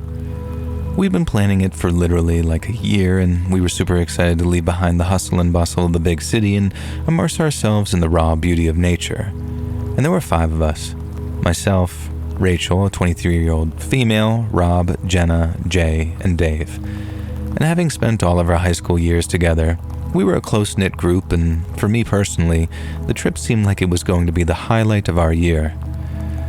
But I don't think I've ever been more wrong. Our packs were hanging low with the weight of our supplies, but our spirits were high as we set out from the trailhead. The weather was fine, and we moved at a steady pace as the trail wound through the woods, climbing pretty gently at first and then dripping into these shallow ravines before rising back up again. We laughed and joked as we went, and it felt good to be out there, away from the screens and schedules with nothing but each other and the promise of a campfire cookout ahead. By late afternoon, we'd covered a good distance, and since we weren't planning on setting up camp for another couple of hours, we decided to stop for a break in a small clearing nestled beneath this low rise. And the spot felt sheltered, almost cozy, so we dropped our packs and sprawled out on the ground, pulling out sandwiches and water bottles.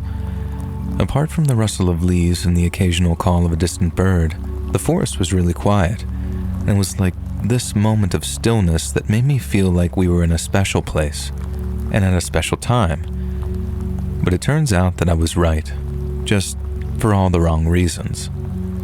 And after a few minutes, Dave stood up, brushed off his jeans, and then walked off into this corner of trees after saying that he had to take a leak.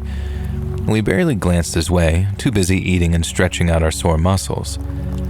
Now the seconds ticked by, and we talked a little among ourselves until this sudden and terrible sound just absolutely shattered the calm. It was a scream, raw and guttural, and it ripped through the air like a chainsaw in our ears.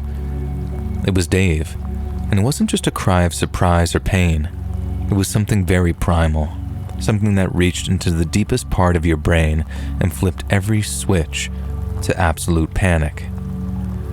We all scrambled to our feet and ran toward the sound, crashing through the brush as branches were snagging on our clothes, and we found Dave, 30 yards away, crumpled on the ground, hands clawing at his leg. Clamped around it was an old bear trap. Its rusted jaws snapped shut around his ankle. His screams had turned to gasps, and his face was pale and slick with sweat as he writhed in agony. Blood pooled beneath his leg, soaking into the dirt, and the sight of the jagged metal biting into his flesh made my stomach absolutely turn. Jenna dropped to her knees beside him, saying, oh God," with her hands flat and trembling like she didn't know what to do with them.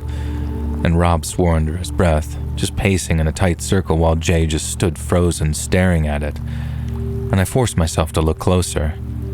And this trap looked ancient, with its old rusted chain anchored to a stake buried deep in the ground, and it must have been abandoned years ago, just left to rot there, until Dave's foot had found it.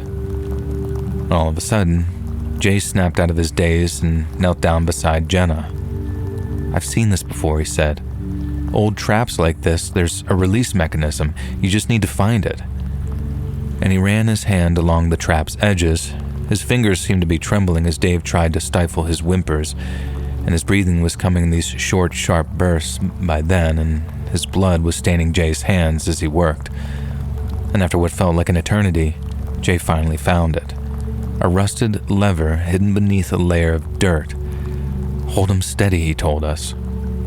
Rob and I grabbed Dave's shoulders, pinning him down as he thrashed.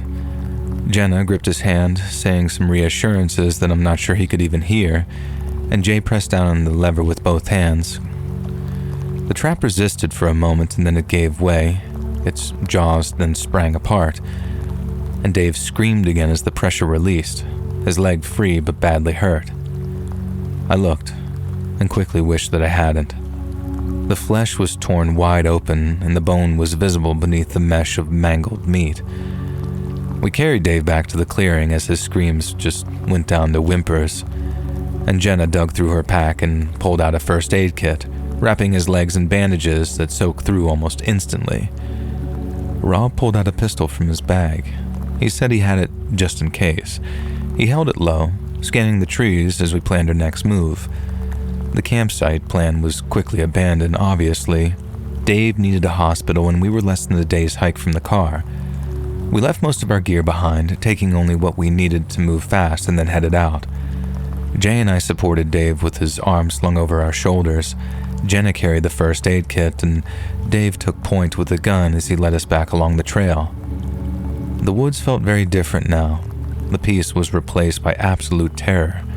It had been transformed from this paradise into a living hell so fast that it was making my head spin. We made decent progress at first, with the adrenaline pushing us forward, and Dave was getting paler, his head lolling against my shoulder as he begged us to slow down, and the bandages were just completely covered in blood. It dripped onto the trail behind us, leaving a trail of its own. And we knew it was hurting him, but we had no choice but to keep going. And then just when we thought that things could not get any worse, they did. We were halfway to the car when it happened. This sharp crack split the air, and something whizzed past my head, close enough that I felt the rush of it. It was a gunshot, and it wasn't Rob. Someone yelled out something as we hit the ground, dragging Dave behind a fallen log. Another shot rang out, and I swear it splintered the bark above us before Rob started to fire back randomly towards what the sound had come from. He yelled at us to run, waving us on so Jay and I hauled Dave up, stumbling as we moved with Jenna keeping close behind. Rob kept shooting, trying to cover us as we ran. He was so brave, but I'll never forget how wide-eyed and terrified he looked as he kept peeking out from behind a tree, firing. The woods completely erupted into chaos. Shots came sporadically. Some felt like they were close, some distant, and the echoes were bouncing off the trees until we couldn't tell where anything was coming from anymore. We ran blindly. Branches were whipping us in the face as we were almost tripping with every step.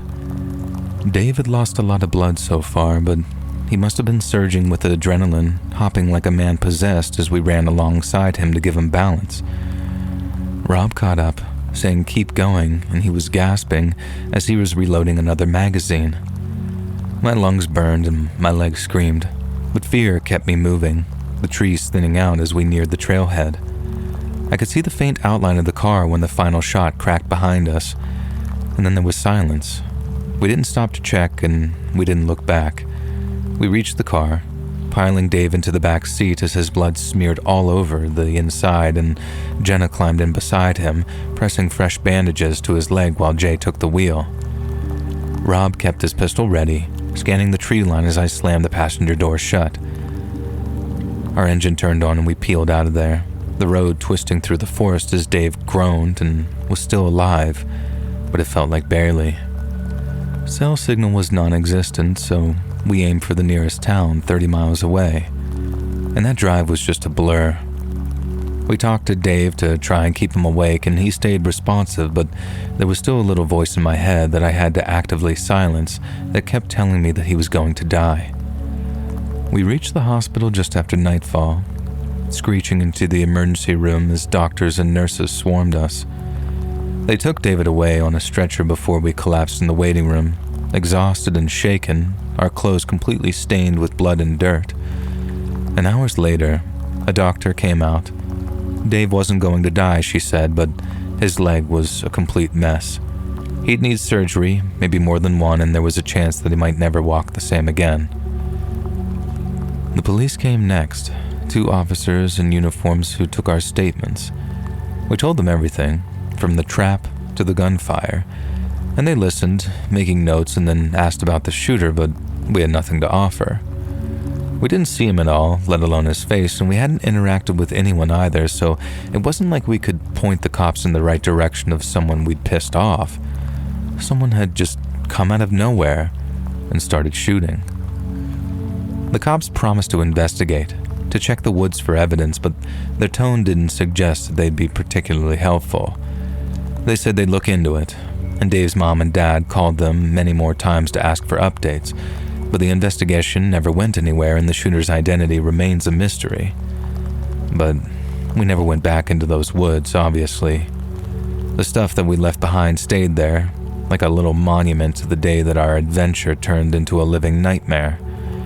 Dave recovered, and although he has a nasty scar, his rehabilitation went really well, and now you'd never guess that he almost lost his leg one time. We tried to talk about it a couple of times, late at night over some drinks, and the words always just left us, and the questions kind of just lingered. Who set the trap? And who fired those shots? But since we knew that we'd never get any answers to any of that, it's just sort of felt like speculating. It felt pointless. And none of us have ever really hiked since then either. The woods just don't feel inviting anymore, and the sound of Dave's screams still echo in my head sometimes. We survived, but something broke that day that won't heal like David's leg did. And I know for certain that he feels exactly the same way.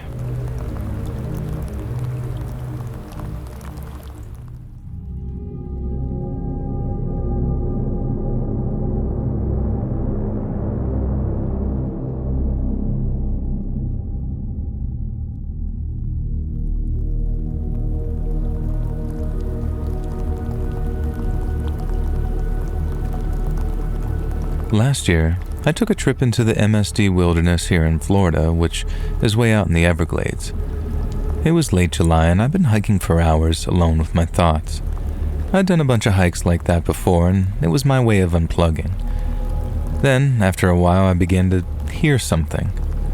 It started as a low hum somewhere off to my left, like the drone of a distant lawnmower. Insects are obviously very common out there, but what I'd heard that day was different. I stopped trying to place it, and the sound grew. This steady thrum that felt like it was vibrating in my chest. I looked around the trees and the bushes and the empty sky, but there was just the noise, getting louder and louder as it got closer and closer, until eventually it felt like it was right on top of me. Suddenly, I saw it. It was a beetle, one that looked as big as a football, as it broke from the tree line and then started flying in circles above my head. I remember freezing on the spot, moving my neck around as I stared at it, and how the chattery buzzing noise it made sounded like a hornet's, only way deeper and way creepier. And I'd seen plenty of crazy-looking bugs in my years hiking, gnarly-looking stag beetles and cicadas, and even those nasty-ass giant horseflies whose bites hurt like hell, but nothing like that beetle thing.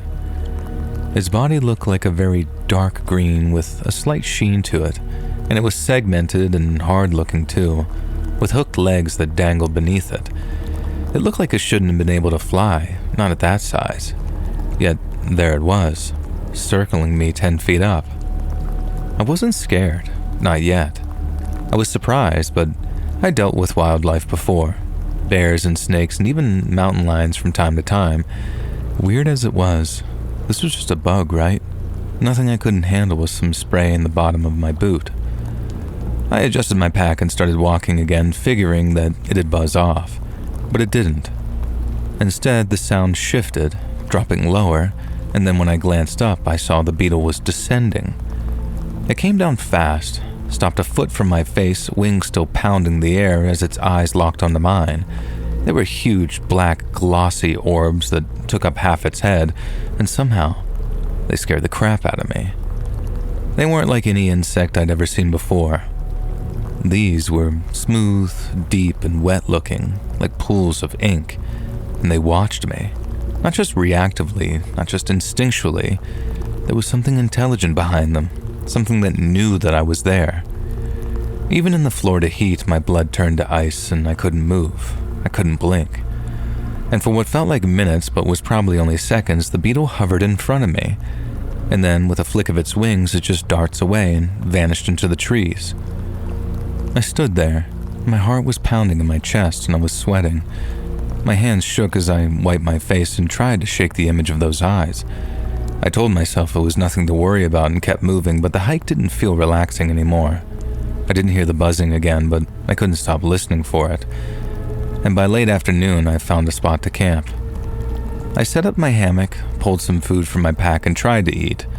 And I should have been hungry by then, but I had no appetite. My mind kept replaying the beetle, its eyes and the way it looked at me, and I crawled into my hammock early, hoping a nap might reset me, but it didn't. The dreams came fast. I was back on the trail, but it was dark and the buzzing was everywhere. Above me, behind me, inside my head, I couldn't see the beetle, but I knew that it was there. And then its eyes appeared, floating in the darkness even bigger than before. They were unblinking and endless, pulling me in. And as I started to drown in them, I grasped at my throat. I woke up gasping and almost fell out of my hammock. The darkness was buzzing with the night song of the Everglades, and I just laid there, listening intently until the sun finally rose. As soon as there was enough light, I packed up fast. The plan had been to stay another day and loop back through a different trail, but I needed out. The hike back to my car was 6 miles, and I set a brutal pace, barely even stopping to drink. On the whole way, I kept my head on a swivel, ears straining. My legs were burning and my pack was digging into my shoulders, but I didn't slow down. And everything just sounded like wings to me at that point. The parking lot came into view around noon, and my beaten-up sedan was the only car there. I threw my gear in the trunk and locked the doors before I even caught my breath. The drive home was just absolutely insane. 2 hours of winding roads, my hands white-knuckled on the wheel, and I just kept checking the rearview mirror, half expecting to see that beetle flying and staring at me behind me. And I knew how irrational that was. I just couldn't stop myself. And when I got home, I dumped my pack in the garage and went straight to the shower, letting the hot water blast away the sweat and dirt. I told myself I was overreacting, that I was experiencing some kind of late-onset entomophobia, which is the fear of insects. And although that beetle had seemed like it was big as a goddamn football, it was probably much smaller. But that night, lying in bed, I kept seeing those eyes, black and bottomless, knowing almost. I got up and grabbed my laptop and started searching. Big beetles, wilderness insects, anything that matched what I'd seen, but nothing fit. The closest were some oversized species from South America, but that didn't have those eyes, that same presence. Days passed and then weeks, and I didn't say a word to anyone about it. Not my buddies who hike, not my nerdy sister who might actually want to help. I was scared that they'd think that I was crazy. And I just stopped hiking there altogether. The gear's still in the garage, just gathering dust. I stick to the city now. The only bugs are cockroaches, and the only buzzing is traffic. And I never thought that I'd ever say this in a million years, but now, I actually feel safer here.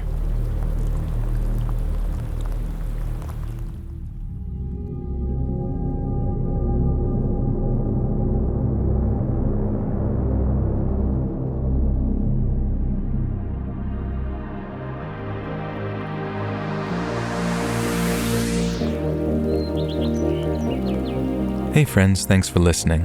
Click that notification bell to be alerted of all future narrations. I release new videos every Monday and Thursday at 9 p.m. Eastern Time, and there are super fun live streams on Sundays and Wednesday nights.